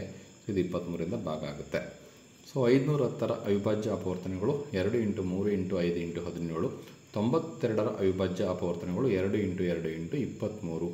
ಸೊ ಇವೆರಡರಲ್ಲಿ 2 ಅವಿಭಾಜ್ಯ ಅಪವರ್ತನಗಳಲ್ಲಿ ಸಾಮಾನ್ಯವಾಗಿರ್ತಕ್ಕಂಥ ಅಪವರ್ತನ ಯಾವುದು, ಇಲ್ಲಿ 2 ಇದೆ, ಇಲ್ಲಿ 2 ಇದೆ, ಅದನ್ನು ಬಿಟ್ಟರೆ ಯಾವುದೂ ಇಲ್ಲ. ಹಾಗಾಗಿ ಮಹತ್ತಮ ಸಾಮಾನ್ಯ ಅಪವರ್ತನ ಮಾಸ ಎಷ್ಟಾಗುತ್ತೆ ಅಂದರೆ, ಸೊ ಇವೆರಡರಲ್ಲಿ ಸೇಮ್ ಇರೋದನ್ನು ಬರೀಬೇಕು. 2 ಮಾತ್ರ ಇದೆ, ಹಾಗಾಗಿ ಮಾಸ 2 ಇದೆ, 2 ಆಗುತ್ತೆ. ಇನ್ನು ಲಸ ಬೇಕು ಅಂದರೆ ಎಲ್ಲ ಅಪವರ್ತನ ಬರೀಬೇಕು. ರಿಪೀಟೆಡ್ ಆಗಿರೋದನ್ನ ಒಂದು ಸಾರಿ ಮಾತ್ರ ಬರೀಬೇಕು. 2 ಅನ್ನೋದು 2 ಕಡೆ ಇದೆ, ಸೊ 1 ಸರಿ ಬರೀಬೇಕು. ಹಾಗಾಗಿ 3 × 5 × 17 ಇಲ್ಲಿ ಎಲ್ಲೂ ಇಲ್ಲ. ಸೊ 3 × 5 × 17 ಬರೀಬೇಕು. ಸೊ 2 ಇದಾಗಿದೆ, ಇಲ್ಲೊಂದು 2 ಉಳಿದೆ. E2 ಮತ್ತು E23 ಬರೀಬೇಕು. ಸೊ ಅಷ್ಟನ್ನು ಗುಣಿಸಿದಾಗ ನಮಗೆ ಎಷ್ಟು ಬರುತ್ತೆ, 23,460 ಬರುತ್ತೆ. ಸೊ ಇದು ಲಸ ಆಗಿದೆ ವಿದ್ಯಾರ್ಥಿಗಳೇ. ಇನ್ನು ಲಸ ಇಂಟು ಮಾಸ 2 ಪೂರ್ಣಾಂಕಗಳ ಗುಣಲಬ್ಧ ಅಂತ ಹೇಳಿದೆ. ಸೊ ಲಸ 23,460, ಮಾಸ 2. ಸೊ ಎರಡನ್ನು ಗುಣಿಸಿದರೆ 46,920 ಬರುತ್ತೆ. ಸೊ ಆ 2 ಪೂರ್ಣಾಂಕಗಳ ಗುಣಲಬ್ಧ ಅಂದರೆ 510 × 92. ಇವೆರಡನ್ನು ಗುಣಿಸಿ 46,920 ಬರುತ್ತೆ. ಸೊ ಇದು ತಾಳೆ ಆಗಿದೆ ವಿದ್ಯಾರ್ಥಿಗಳೇ. ಸೊ ಇದಿಷ್ಟು 25ನೇ ಪ್ರಶ್ನೆಗೆ ಉತ್ತರ ಆಗಿದೆ. 26ನೇ ಪ್ರಶ್ನೆಗೆ ಬರೋಣ. P of x is equal to 6x² - 7x - 3 ಈ ವರ್ಗ ಬಹುಪದೋಕ್ತಿಯ ಶೂನ್ಯತೆಗಳನ್ನು ಕಂಡುಹಿಡಿಯಿರಿ ಹಾಗೂ ಶೂನ್ಯತೆಗಳು ಮತ್ತು ಸಹಗುಣಕಗಳ ನಡುವಿನ ಸಂಬಂಧವನ್ನು ತಾಳೆ ನೋಡಿ. ಶೂನ್ಯತೆಗಳನ್ನು ಕಂಡುಹಿಡಬೇಕು. ಶೂನ್ಯತೆಗಳು ಮತ್ತು ಸಹಗುಣಕಗಳ ನಡುವಿನ ಸಂಬಂಧವನ್ನು ತಾಳೆ ನೋಡಬೇಕು. ಸೊ ಇದು 26ನೇ ಪ್ರಶ್ನೆ ಆಗಿದೆ. ಉತ್ತರವನ್ನು ನೋಡೋಣ. 6x² - 7x - 3 = 0. ಸೊ 6 3 18. 18 ಯಾವ ಮಗ್ಗಲಿದೆ, 9 2 18 ಇದೆ. So 6x² - 9x + 2x - 7x ಅನ್ನು ಮೈನಸ್ 9x ಪ್ಲಸ್ 2x ಅಂತ ಬರಿಬೋದು. Minus 3 is equal to 0. So ಇವೆರಡನ್ನು ತೊಗೊಂಡ್ರೆ 3x ಕಾಮನ್ ತೆಗೆದ್ರೆ 2x ಉಳಿಯುತ್ತೆ, ಇಲ್ಲಿ ಮೈನಸ್ 3 ಉಳಿಯುತ್ತೆ. ಪ್ಲಸ್ ಇಲ್ಲಿ 1 ಕಾಮನ್ ತೆಗೆದ್ರೆ 2x ಮೈನಸ್ 3 ಉಳಿಯುತ್ತೆ. ಸೊ ಇವೆರಡರಲ್ಲೂ 2x ಮೈನಸ್ 3ನ ಕಾಮನ್ ತೆಗೆದ್ರೆ 3x ಪ್ಲಸ್ 1 ಉಳಿಯುತ್ತೆ. 3x plus 1 into 2x minus 3 that is equal to 0. 3x plus 1 is equal to 0, 2x minus 3 is equal to 0. 3x is equal to minus 1, 2x is equal to 3, x is equal to minus 1/3, x is equal to 3/2. So x ಬೆಲೆ ಸಿಕ್ತು. ಇದನ್ನು ಒಂದಕ್ಕೆ alpha ಇನ್ನೊಂದನ್ನು beet ಅಂತ ತಗೊಂಡು ನಾವು ಹೋಲಿಕೆಗಳನ್ನು ಮಾಡ್ಬೋದು. So alpha is equal to minus 1/3, beta is equal to 3/2, A is equal to 6, B is equal to minus 7, C is equal to minus 3. ವರ್ಗ ಬಹುಪದ ಹೋಗ್ತಿದ್ದಿಲ್ಲ ಅದನ್ನು ತಗೊಂಡು ಬರ್ತಿರೋದು. A is equal to 6, B is equal to minus 7, C is equal to minus 3. So alpha plus beta is equal to minus b/a, alpha into beta is equal to c/a. Alpha minus 1/3, beta 3/2 ವ್ಯಾಲ್ಯೂಸನ್ನು substitute ಮಾಡೋಣ. Minus 1/3 plus 3/2 that is equal to minus B ಅಂದರೆ minus 7 ಇದೆ. So minus 7, A ಅಂದರೆ 6 ಇದೆ, 6ಅನ್ನು ಹಾಕಬೇಕು. So ಓರೆ ಗುಣಾಕಾರ ಮಾಡಿ minus 2 into 1 minus 2 plus 3 3 9, 3 2 6 is equal to minus into minus plus 7/6 ಆಗುತ್ತೆ. ಸೊ 9 2 ಹೋದರೆ 7, 7/6 ಈಸ್ ಈಕ್ವಲ್ ಟು 7/6 ಆಗುತ್ತೆ. ಸೊ ಆಲ್ಫಾ ಪ್ಲಸ್ ಬೀಟಾ ಸಹಗುಣಕಗಳ ನಡುವಿನ ಸಂಬಂಧದ ಹೋಲಿಕೆ ಆಗಿದೆ. ಸೊ ಆಲ್ಫಾ ಇಂಟು ಬೀಟಾ ನೋಡಿದಾಗ is equal to c/a, minus 1/3 into 3/2 that is equal to c ಅಂದರೆ ಮೈನಸ್ 3, ಎ ಅಂದರೆ 6, ಮೈನಸ್ 3/6. ಸೊ ಇಲ್ಲಿ ಗುಣಿಸಿ 3 1 3, 3 2 6, ಮೈನಸ್ಗೆ ಮೈನಸ್, ಮೈನಸ್ 3/6, ಇದು ಮೈನಸ್ 3/6 ಆಗುತ್ತೆ. ಸೊ ಎರಡು ಕಡೆ ಸೇಮ್ ಇದೆ. ಸೊ ಇದು ಸಹಗುಣಕಗಳ ನಡುವಿನ ಹೋಲಿಕೆ ಆಗಿದೆ ವಿದ್ಯಾರ್ಥಿಗಳೇ. 27ನೇ ಪ್ರಶ್ನೆ. ಒಂದು ಶಾಲೆಯಲ್ಲಿ 10ನೇ ತರಗತಿಯ ವಾರ್ಷಿಕ ಪರೀಕ್ಷೆಯಲ್ಲಿ A+ ಶ್ರೇಣಿಯನ್ನು ಪಡೆಯುವ ವಿದ್ಯಾರ್ಥಿಗಳಿಗಾಗಿ ರೂ 1,500ಗಳನ್ನು ಸಮವಾಗಿ ಹಂಚಲು ನಿರ್ಧರಿಸಲಾಗಿತ್ತು. ಆದರೆ ಫಲಿತಾಂಶದ ನಂತರ ಪರೀಕ್ಷಾ ಪೂರ್ವದಲ್ಲಿ ನಿರೀಕ್ಷಿಸಲಾಗಿದ್ದ A+ ಶ್ರೇಣಿಯನ್ನು ಪಡೆಯುವ ವಿದ್ಯಾರ್ಥಿಗಳಿಗಿಂತ ಇನ್ನೂ 5 ಹೆಚ್ಚು ವಿದ್ಯಾರ್ಥಿಗಳು A+ ಶ್ರೇಣಿಯನ್ನು ಪಡೆದ ಕಾರಣ ಪ್ರತಿಯೊಬ್ಬರಿಗೂ ದೊರೆಯುವ ಹಣವು ರೂ 25 ಕಡಿಮೆಯಾಯಿತು. ಹಾಗಾದರೆ ಫಲಿತಾಂಶದ ನಂತರ A+ ಶ್ರೇಣಿಯನ್ನು ಪಡೆದ ವಿದ್ಯಾರ್ಥಿಗಳ ಸಂಖ್ಯೆಯನ್ನು ಕಂಡುಹಿಡಿಯಿರಿ ಅಂತ ಇದೆ. ಇದು 27ನೇ ಪ್ರಶ್ನೆ. ಇದರಲ್ಲಿ ಅಥವಾ ಇದೆ, ಎರಡರಲ್ಲಿ ಯಾವುದಾದ್ರೂ ಒಂದನ್ನು ಮಾಡಿ. ಸೊ ಅಥವಾ ಏನಿದೆ, ಈ ಕೆಳಗಿನ ಸನ್ನಿವೇಶ ಇರಲು ಸಾಧ್ಯವೇ ಅಥವಾ ಇಲ್ಲವೇ ಎಂಬುದನ್ನು ಈ ಸನ್ನಿವೇಶದ ವರ್ಗ ಸಮೀಕರಣದ ಶೋಧಕವನ್ನು ಕಂಡುಹಿಡಿಯುವ ಮೂಲಕ ಪರೀಕ್ಷಿಸಿ. ಸನ್ನಿವೇಶ: ಇಬ್ಬರು ಸ್ನೇಹಿತರ ವಯಸ್ಸುಗಳ ಮೊತ್ತವು 20 ವರ್ಷಗಳಾಗಿವೆ. 4 ವರ್ಷಗಳ ಹಿಂದೆ ಅವರ ವಯಸ್ಸುಗಳ ಗುಣಲಬ್ಧ 48 ವರ್ಷಗಳಾಗಿತ್ತು. ಅವರ ಈಗಿನ ವಯಸ್ಸುಗಳನ್ನು ನಿರ್ಧರಿಸಿ ಅಂತ ಇದೆ. ಸೊ ಎರಡು ಪ್ರಶ್ನೆ ಇದೆ, ಎರಡು ಪ್ರಶ್ನೆಗಳಿಗೆ ಉತ್ತರವನ್ನು ನೋಡೋಣ. 27ನೇ ಪ್ರಶ್ನೆಗೆ ಮೊದಲನೇ ಪ್ರಶ್ನೆ. ಒಟ್ಟು ವಿದ್ಯಾರ್ಥಿಗಳ ಸಂಖ್ಯೆ x ಆಗಿರಲಿ. 5 ವಿದ್ಯಾರ್ಥಿಗಳು ಹೆಚ್ಚಾದಾಗ ಒಟ್ಟು ವಿದ್ಯಾರ್ಥಿಗಳು x+5 ಆಗುತ್ತೆ. ಹಂಚಲು ನಿರ್ಧರಿಸಿದ ಹಣ 1,500 ರೂಪಾಯಿ. 1,500 ಡಿವೈಡ್ಸ್ ಎಕ್ಸ್. ಮೊದಲಿಗೆ ಎಕ್ಸ್ ಇತ್ತು, ಎಕ್ಸ್ ವಿದ್ಯಾರ್ಥಿಗಳಿಗೆ ಹಂಚಬೇಕಿತ್ತು, ಹಾಗಾಗಿ 1,500 ಡಿವೈಡ್ಸ್ ಎಕ್ಸ್. ಆಮೇಲೆ 5 ವಿದ್ಯಾರ್ಥಿಗಳು ಹೆಚ್ಚಾಗ್ತಾರೆ, 1,500 divides x+5. So 1,500 by X minus 1,500 divide x+5 ಆಗುತ್ತೆ. ಸೊ ಇವೆರಡೂ ಮಾಡಿದಾಗ ಎಷ್ಟು ರೂಪಾಯಿ ಕಡಿಮೆ ಆಗ್ತಿತ್ತು ಅಂದರೆ 25 ರೂಪಾಯಿ ಕಡಿಮೆ ಆಗ್ತಿತ್ತು. That is equal to 25. So ಇವಾಗ ಓರೆ ಗುಣಾಕಾರ ಮಾಡಿದರೆ 1,500 into x+5 minus x into 1,500 divides x into x+5 ಅಥವಾ LCM ತಗೊಂಡು ಬರುತ್ತೆ. Is equal to 25. So 1,500 into x 1,500x plus 1,500 into 5 7,500 ಆಗುತ್ತೆ. Minus 1,500x is equal to 25 divides x into x² plus x into 5x ಆಗುತ್ತೆ. Next ಏನಾಗುತ್ತೆ, ಏನು ಉಳಿಯುತ್ತೆ ಅಂದರೆ ಇಲ್ಲಿ so x² plus 5x into 25 ಆಗುತ್ತೆ. ಈಸ್ ಈಕ್ವಲ್ ಟು 7,500 ಆಗುತ್ತೆ. x² plus 5x is equal to 7,500, 25 divide ಆಗುತ್ತೆ ಇಂಟು ಇರೋದು. ಸೊ ಬಾಕ್ಸ್ ಇದ್ದಾಗ 7,500ನ 25ರಿಂದ ಬಾಕ್ಸ್ ಇದ್ದಾಗ 300 ಬರುತ್ತೆ. So x² plus 5x minus 300 is equal to 0 ಆಗುತ್ತೆ. ಸೊ ಈಗ ಎಕ್ಸನ್ನು ನಾವು ಕಂಡುಹಿಡಬೇಕಾಗುತ್ತೆ.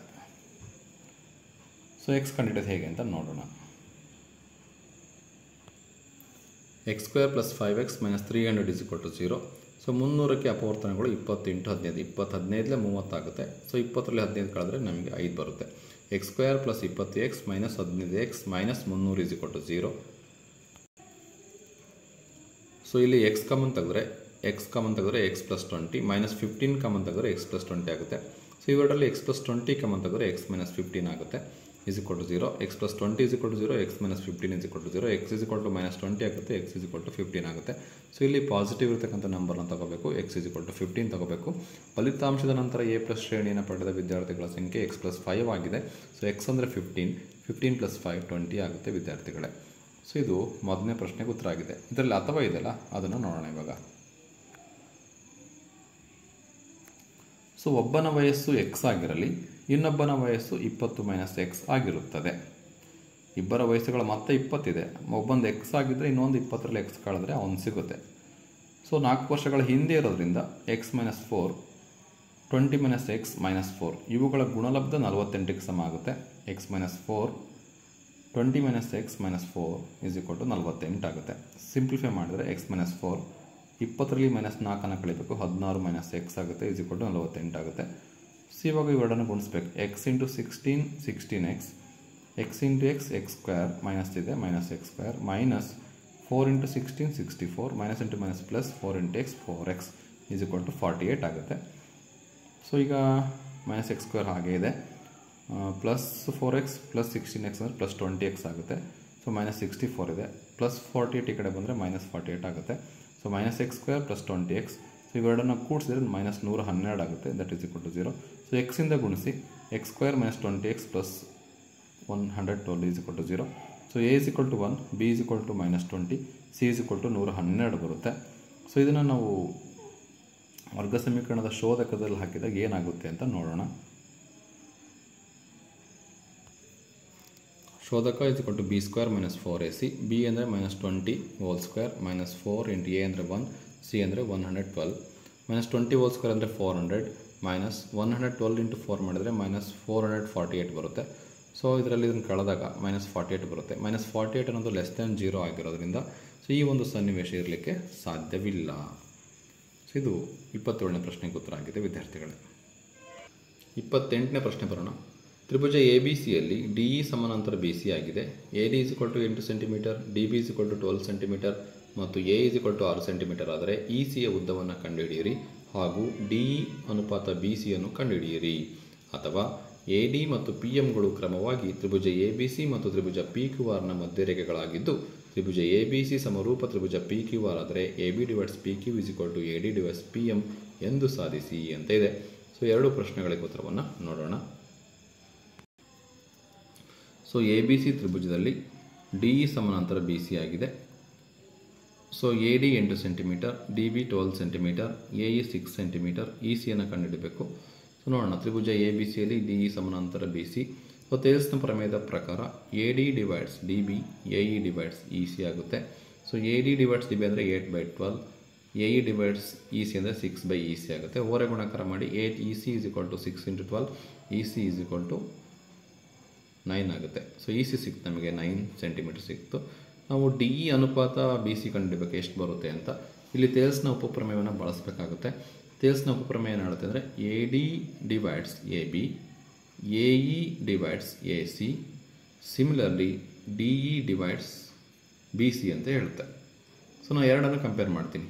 ಸೊ AD/AB ಹಾಗೆ DE/BC. ಸೊ ಇದನ್ನ ತಗೊತೀನಿ ತೇಲ್ಸ್ನ ಉಪಪ್ರಮೇಯ ಬಳಸಿ. ಸೊ AD/AB ಅಂದರೆ 8/20 ಹೆಂಗಾಗುತ್ತೆ? 8/20 AD ಅಂದರೆ 8, AB ಅಂದರೆ 8 + 12 ಕೂಡಿಸ್ಬೇಕು 20 ಆಗುತ್ತೆ. So 8/20 plus DE/BC. DE ಅಂದರೆ ಆಲ್ರೆಡಿ ಗೊತ್ತಿದೆ ನಮಗೆ, DE ಗೊತ್ತಿಲ್ಲ, DE/BCನೇ ಕಂಡುಹಿಡಬೇಕು. DE/BC. ಸೊ 8/20ನ ಬಾಗಿಸಿ 4 8 4 5 20 2/5 ಆಗುತ್ತೆ. ಸೊ DE/BC ಅನ್ನೋದು 2/5ಗೆ ಸಮನಾಗುತ್ತೆ. ಸೊ ಅನುಪಾತ DE ಅನುಪಾತ BC ಅನ್ನೋದು 2:5ಕ್ಕೆ ಸಮನಾಗುತ್ತೆ ವಿದ್ಯಾರ್ಥಿಗಳೇ. ಸೊ ಇದು 28ನೇ ಪ್ರಶ್ನೆಗೆ ಉತ್ತರ ಆಗಿದೆ ವಿದ್ಯಾರ್ಥಿಗಳೇ.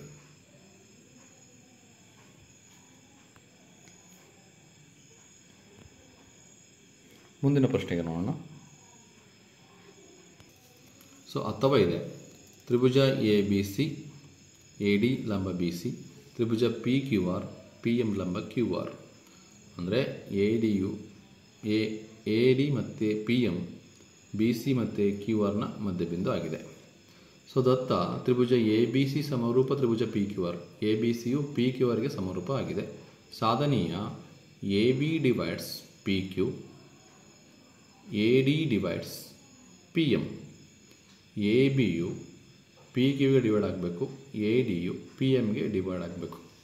ಆ ರೀತಿ ನಾವು ಸಾಧಿಸಬೇಕು. ಸಾಧನೆ ತ್ರಿಭುಜ ಎ ಬಿ ಸಿ ಮತ್ತು ತ್ರಿಭುಜ ಪಿ ಕ್ಯೂ ಆರ್ ತಗೋಬೇಕು.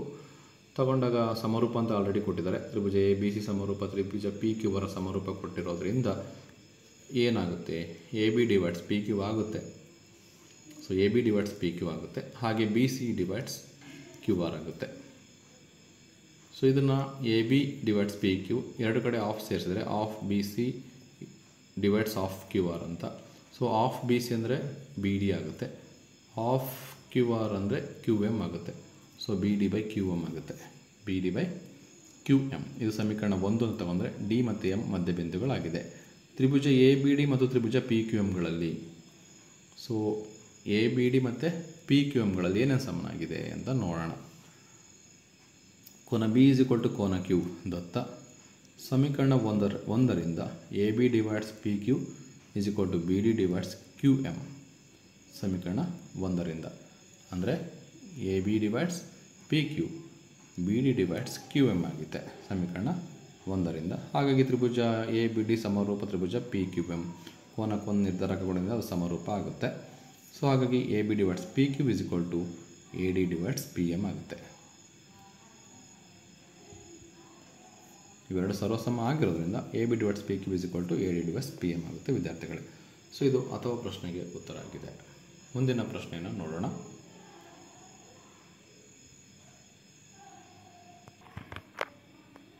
ವಿದ್ಯಾರ್ಥಿಗಳ 29ನೇ ಪ್ರಶ್ನೆ. ಬಾಹ್ಯ ಬಿಂದುವಿನಿಂದ ವೃತ್ತಕ್ಕೆ ಎಳೆದ ಸ್ಪರ್ಶಕಗಳ ಉದ್ದವು ಸಮನಾಗಿರುತ್ತದೆ ಎಂದು ಸಾಧಿಸಿ ಅಂತ ಇದೆ. ಸೊ ಇದು ಭಾಳ ಸರಿ ರಿಪೀಟ್ ಆಗಿದೆ, ಫ್ಯಾಮಿಲಿಯರ್ ಕ್ವಶನ್ ಇದು. ಸೊ ಹಾಗಾಗಿ ಇದರ ಉತ್ತರವನ್ನು ನೋಡೋಣ. ಸೊ ಬಾಹ್ಯ ಬಿಂದುವಿನಿಂದ ವೃತ್ತಕ್ಕೆ ಎಳೆದ ಸ್ಪರ್ಶಕಗಳ ಉದ್ದವು ಸಮನಾಗಿರುತ್ತದೆ ಎಂದು ಸಾಧಿಸಿ ಅಂತಿದೆ. ವಿದ್ಯಾರ್ಥಿಗಳೇ ಇದು ಪ್ರಮೇಯ.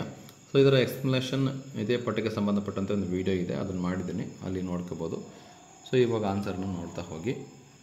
ಸೊ ಬಾಹ್ಯ ಬಿಂದುವಿನಿಂದ ವೃತ್ತಕ್ಕೆ ಎಳೆದ ಸ್ಪರ್ಶಕಗಳ ಉದ್ದವು ಸಮನಾಗಿರುತ್ತದೆ ಎಂದು ಸಾಧಿಸಿ. ಸೊ ಇದು 29ನೇ ಪ್ರಶ್ನೆಗೆ ಉತ್ತರ ಆಗಿದೆ ವಿದ್ಯಾರ್ಥಿಗಳೇ. ನಿಮಗೆ ಇದಕ್ಕೆ ಎಕ್ಸ್ಪ್ಲನೇಷನ್ ಬೇಕು ಅಂದರೆ ವೃತ್ತಗಳು ಪಾಠದ ಮೇಲೆ ಮಾಡಿದ್ದೀನಿ ಪ್ರಮೇಯನ. ಸೊ ಅಲ್ಲಿ ಸರ್ಚ್ ಮಾಡಿದರೆ ನಿಮಗೆ ಸಿಗುತ್ತೆ. ಈಗ ಮುಂದಿನ ಪ್ರಶ್ನೆಗೆ ಹೋಗೋಣ.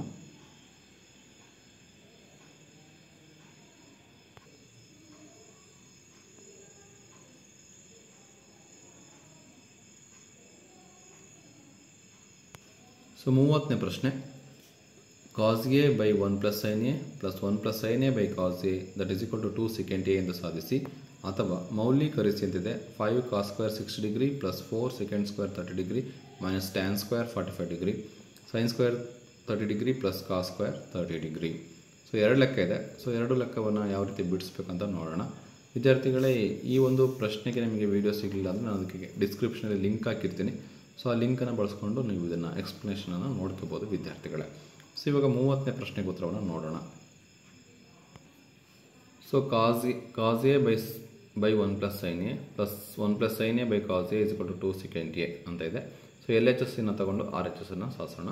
So LHS is equal to cos a by 1 plus sin a plus 1 plus sin a by cos a.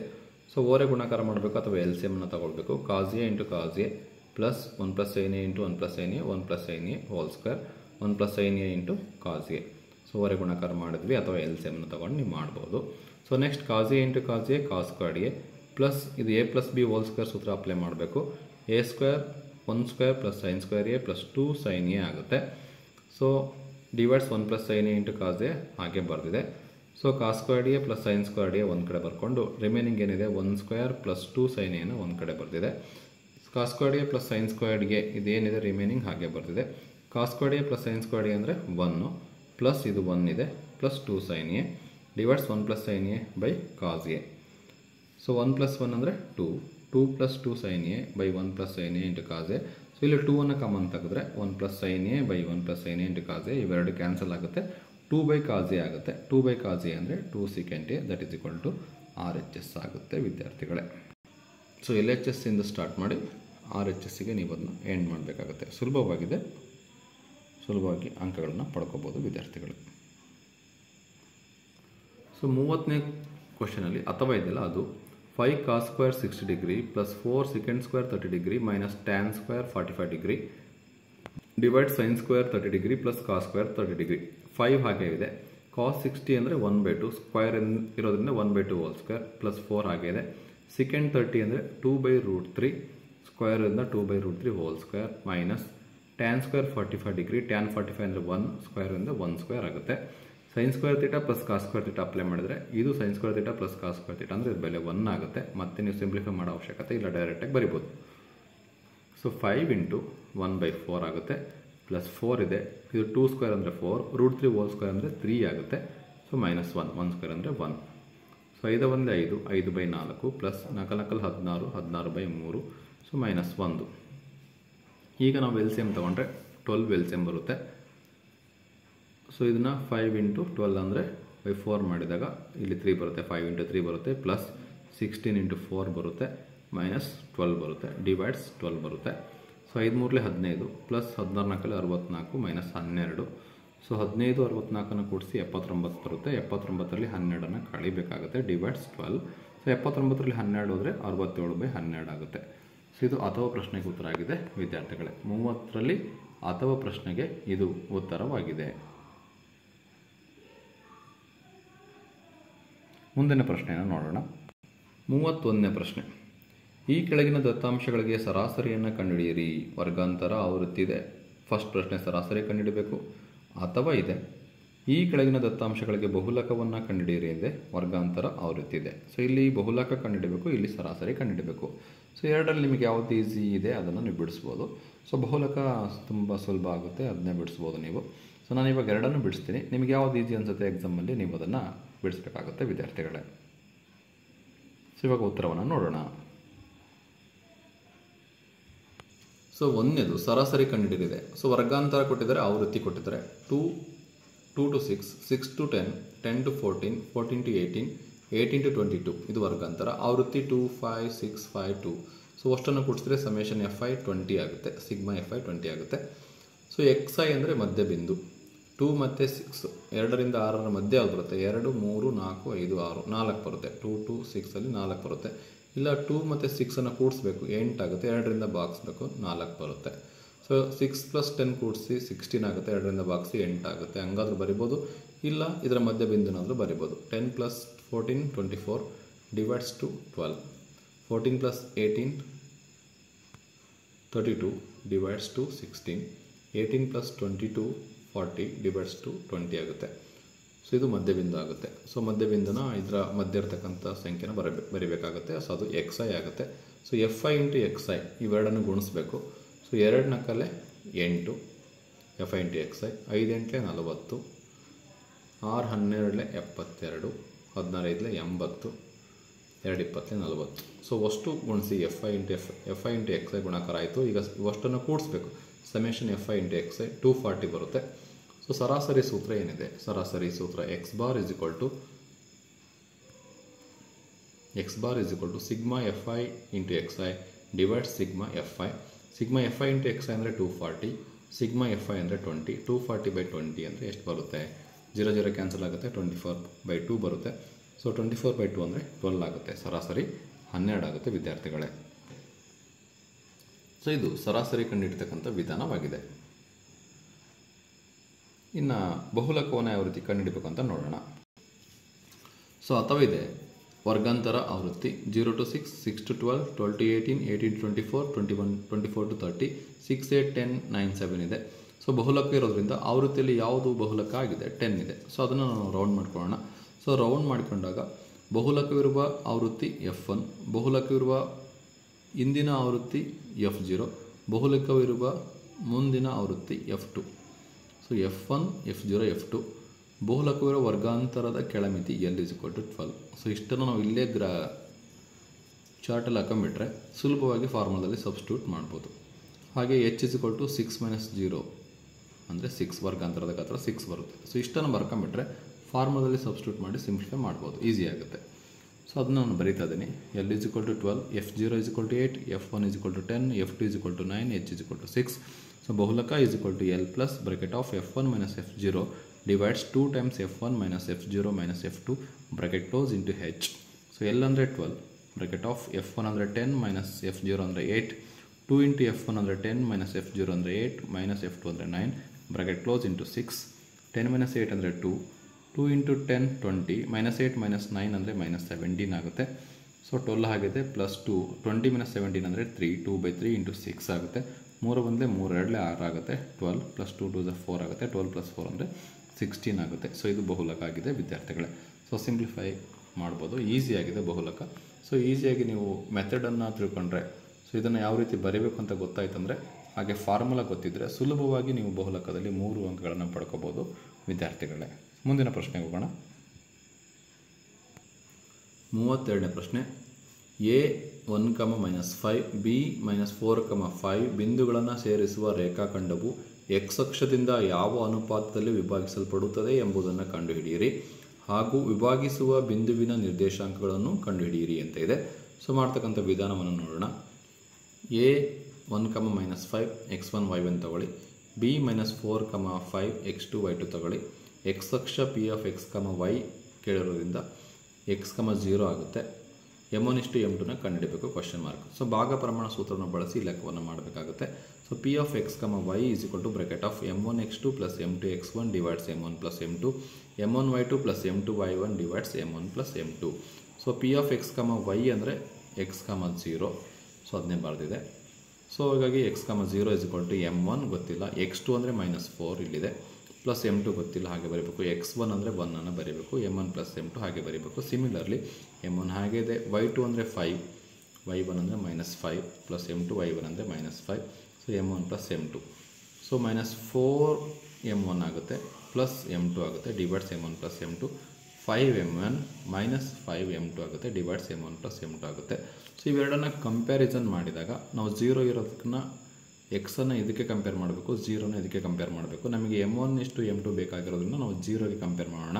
So 5m1 - 5m2 divides m1 plus m2 is equal to 0 ತಗೊಂಡ್ರೆ, ಸೊ ಇದು ಟರ್ಮ್ 0 ಆಗುತ್ತೆ. 5m1 - 5m2 is equal to 0. So 5m1 is equal to 5m2. So 5m1 is equal to m2 so m2 ಕೆಳಗೆ ಬರುತ್ತೆ, that is equal to 5. m1/m2 is equal to 5/5. m1:m2 is equal to 1:1 ಆಗುತ್ತೆ. So ಇಲ್ಲಿಗೆ m1:m2 ನಮಗೆ ಸಿಕ್ತು. ಇದರ ಜೊತೆಗೆ ನಾವು ಏನು ಕಂಡುಹಿಡಬೇಕಪ್ಪ ಅಂದರೆ ಮಧ್ಯಬಿಂದುನ ಕಂಡುಹಿಡಬೇಕು. P of x, y ಅನ್ನೋದು ಕಂಡುಹಿಡಬೇಕು. P of x, y is equal to x2 plus x1/2, y2 plus y1/2.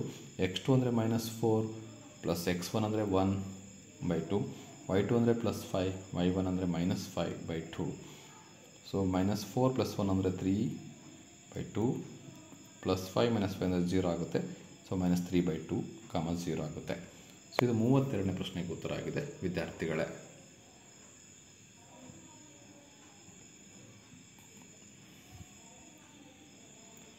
So 33ನೇ ಪ್ರಶ್ನೆ.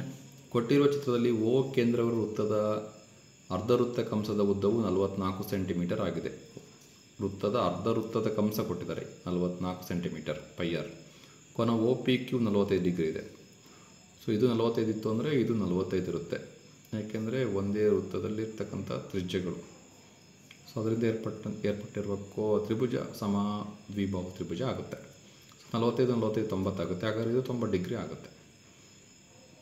PRQ ವೃತ್ತಖಂಡದ ವಿಸ್ತೀರ್ಣ ಕಂಡುಹಿಡಿಯಿರಿ. PRQ ಇದರ ವಿಸ್ತೀರ್ಣ ಬೇಕು. ಹೇಗೆ ಕಂಡುಹಿಡಿಯೋದು? ತ್ರಿಜ್ಯಾಂತರ ಖಂಡದ ವಿಸ್ತೀರ್ಣ ಐತಲ್ಲ, ತ್ರಿಜ್ಯಾಂತರ ಖಂಡದ ವಿಸ್ತೀರ್ಣದಲ್ಲಿ ತ್ರಿಭುಜದ ವಿಸ್ತೀರ್ಣ ಕಳೆದ್ರೆ ಸೊ ನಮಗೆ ಈ ವೃತ್ತಖಂಡದ ವಿಸ್ತೀರ್ಣ ಸಿಗುತ್ತೆ. ಸೊ ಹೇಗೆ ಮಾಡಬೇಕು ಅಂತ ನೋಡೋಣ. ಸೊ ಒಂದು ಕೋನ ಕೊಟ್ಟಿದ್ರೆ 45 ಡಿಗ್ರಿ. ಸೊ ಸಮದ್ವಿಬಾಹು ತ್ರಿಭುಜ ಆಗಿರೋದ್ರಿಂದ ಇದು 45 ಡಿಗ್ರಿ ಆಗುತ್ತೆ, 90 ಡಿಗ್ರಿ ಆಗುತ್ತೆ. 180 90 ಡಿಗ್ರಿ ಆದರೆ ಇದು 90 ಡಿಗ್ರಿ ಸಿಗುತ್ತೆ. ಸೊ ಅರ್ಧ ವೃತ್ತ ಕೊಟ್ಟಿರೋದ್ರಿಂದ ಅರ್ಧ ವೃತ್ತದ ಕಂಸದ ಉದ್ದ ಕೊಟ್ಟಿದ್ದಾರೆ 44. ಸೊ πr 2πr ಅಲ್ಲ, ವೃತ್ತದ ಪರಿಧಿ 2πr, ಅರ್ಧ ವೃತ್ತದ್ದು πr. So πr is equal to 44 ಆದರೆ ನಮಗೆ r ಬೇಕು. r is equal to 44/π. 44 π ಅಂದರೆ 22/7. ಸೊ 44 × 22, 44/22 ಡಿವೈಡ್ 7 ಇರೋದು ಮೇಲೆ ಹೋಗುತ್ತೆ, ಇಂಟು 7 ಬಾಕ್ಸಿದ್ರೆ 22 ಒಂದೇ 2 ಒಳ್ಳೆ 14 ಆಗುತ್ತೆ. So r is equal to 14 centimetre ಸಿಕ್ತು. ಸೊ ಆರ್ ಬೆಲೆ ಸಿಕ್ತು. ನೆಕ್ಸ್ಟ್ ಏನು ಕಂಡುಹಿಡಬೇಕು? ಪಿ ಆರ್ ಕ್ಯೂ ವೃತ್ತಖಂಡದ ವಿಸ್ತೀರ್ಣ. ಪಿ ಆರ್ ಕ್ಯೂ ವೃತ್ತಖಂಡದ ವಿಸ್ತೀರ್ಣ ಬೇಕಂದರೆ ತ್ರಿಜ್ಯಾಂತರ ಖಂಡದ ವಿಸ್ತೀರ್ಣದಲ್ಲಿ ತ್ರಿಭುಜದ ವಿಸ್ತೀರ್ಣವನ್ನು ಕಳಿಬೇಕು. ಪಿ ಒ ಕ್ಯೂ ತ್ರಿಜ್ಯಾಂತರ ಖಂಡದ ವಿಸ್ತೀರ್ಣ ಮೈನಸ್ ತ್ರಿಭುಜ ಪಿ ಒ ಕ್ಯೂನ ವಿಸ್ತೀರ್ಣ. ಸೊ ಕಳೆದಾಗ so theta by 360 degree into pi R square minus ಅರ್ಧ ಇಂಟು ಪಾದ ಇಂಟು ಎತ್ತರ ಹಾಫ್ ಇಂಟು ಬಿ ಇಂಟು ಹೆಚ್.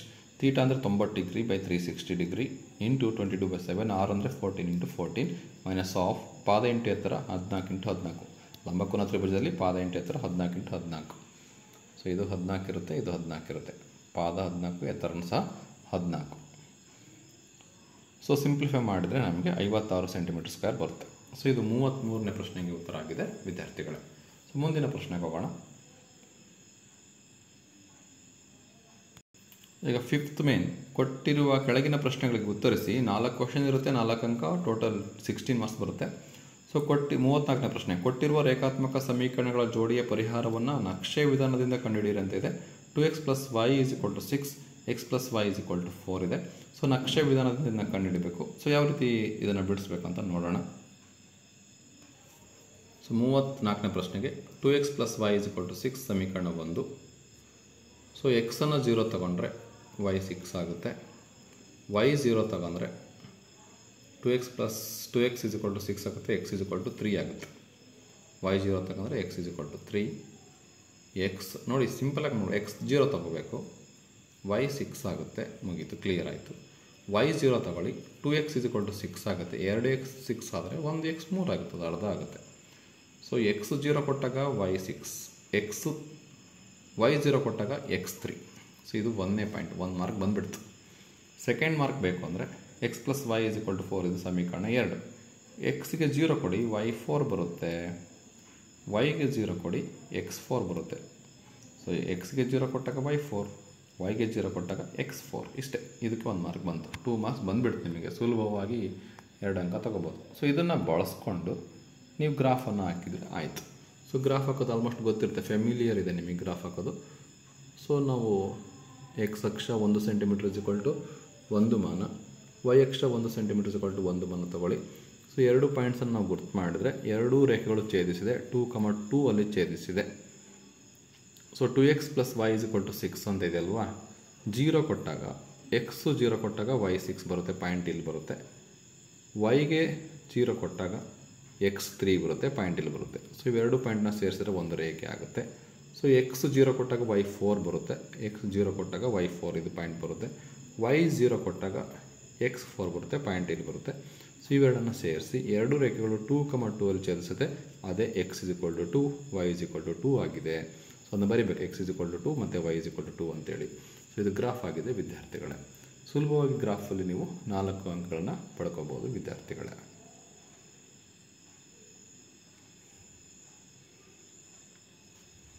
ಮುಂದಿನ ಪ್ರಶ್ನೆಗೆ ಹೋಗೋಣ. 2 ತ್ರಿಭುಜಗಳಲ್ಲಿ ಅನುರೂಪ ಕೋನಗಳು ಸಮವಾದರೆ ಅವುಗಳ ಅನುರೂಪ ಬಾಹುಗಳ ಅನುಪಾತಗಳು ಸಮ ಅಥವಾ ಸಮಾನುಪಾತದಲ್ಲಿರುತ್ತದೆ. ಆದ್ದರಿಂದ ಆ ತ್ರಿಭುಜಗಳು ಸಮರೂಪವಾಗಿರುತ್ತವೆ ಎಂದು ಸಾಧಿಸಿ ಅಂತ ಇದೆ. ಸೊ ಪ್ರಮೇಯ, ಕೋನ ಪ್ರಮೇಯ ಹೇಗಿದೆ ನೋಡೋಣ. ಸೊ ಪ್ರಮೇಯ ಕೋನ ಸಮರೂಪತೆಯ ನಿರ್ಧಾರಕ ಗುಣ. ನಿರೂಪಣೆ: 2 ತ್ರಿಭುಜಗಳಲ್ಲಿ ಅನುರೂಪ ಕೋನಗಳು ಸಮವಾದರೆ ಅವುಗಳ ಅನುರೂಪ ಬಾಹುಗಳ ಅನುಪಾತಗಳು ಸಮ ಅಥವಾ ಸಮಾನುಪಾತದಲ್ಲಿರುತ್ತವೆ. ಆದ್ದರಿಂದ ಆ ತ್ರಿಭುಜಗಳು ಸಮರೂಪವಾಗಿರುತ್ತವೆ ಎಂದು ಸಾಧಿಸಿ ಅಂತಿದೆ. ವಿದ್ಯಾರ್ಥಿಗಳ ಈ ಪ್ರಮೇಯವನ್ನು ನಾನು ಎಕ್ಸ್ಪ್ಲೇನ್ ಮಾಡಲ್ಲ. ಇದಕ್ಕೆ ಎಕ್ಸ್ಪ್ಲನೇಷನ್ ನಿಮಗೆ ಬೇಕು ಅಂದರೆ ಡಿಸ್ಕ್ರಿಪ್ಷನಲ್ಲಿ ಲಿಂಕ್ ಇರುತ್ತೆ, ಅದನ್ನ ಕ್ಲಿಕ್ ಮಾಡಿದರೆ ನಿಮಗೆ ಎಕ್ಸ್ಪ್ಲನೇಷನ್ ಸಿಗುತ್ತೆ ವಿದ್ಯಾರ್ಥಿಗಳೇ. ಸೊ ಹಾಗೆ ಹೇಳ್ತಾ ಹೋಗ್ತೀನಿ, ನೀವು ಅದನ್ನು ನೋಡ್ತಾ ಹೋಗಿ. ಎಕ್ಸ್ಪ್ಲನೇಷನ್ ಬೇಕಂದರೆ ಡಿಸ್ಕ್ರಿಪ್ಷನಲ್ಲಿ ಹೋಗಿ ನೀವು ನೋಡ್ಬೋದು ವಿದ್ಯಾರ್ಥಿಗಳೇ.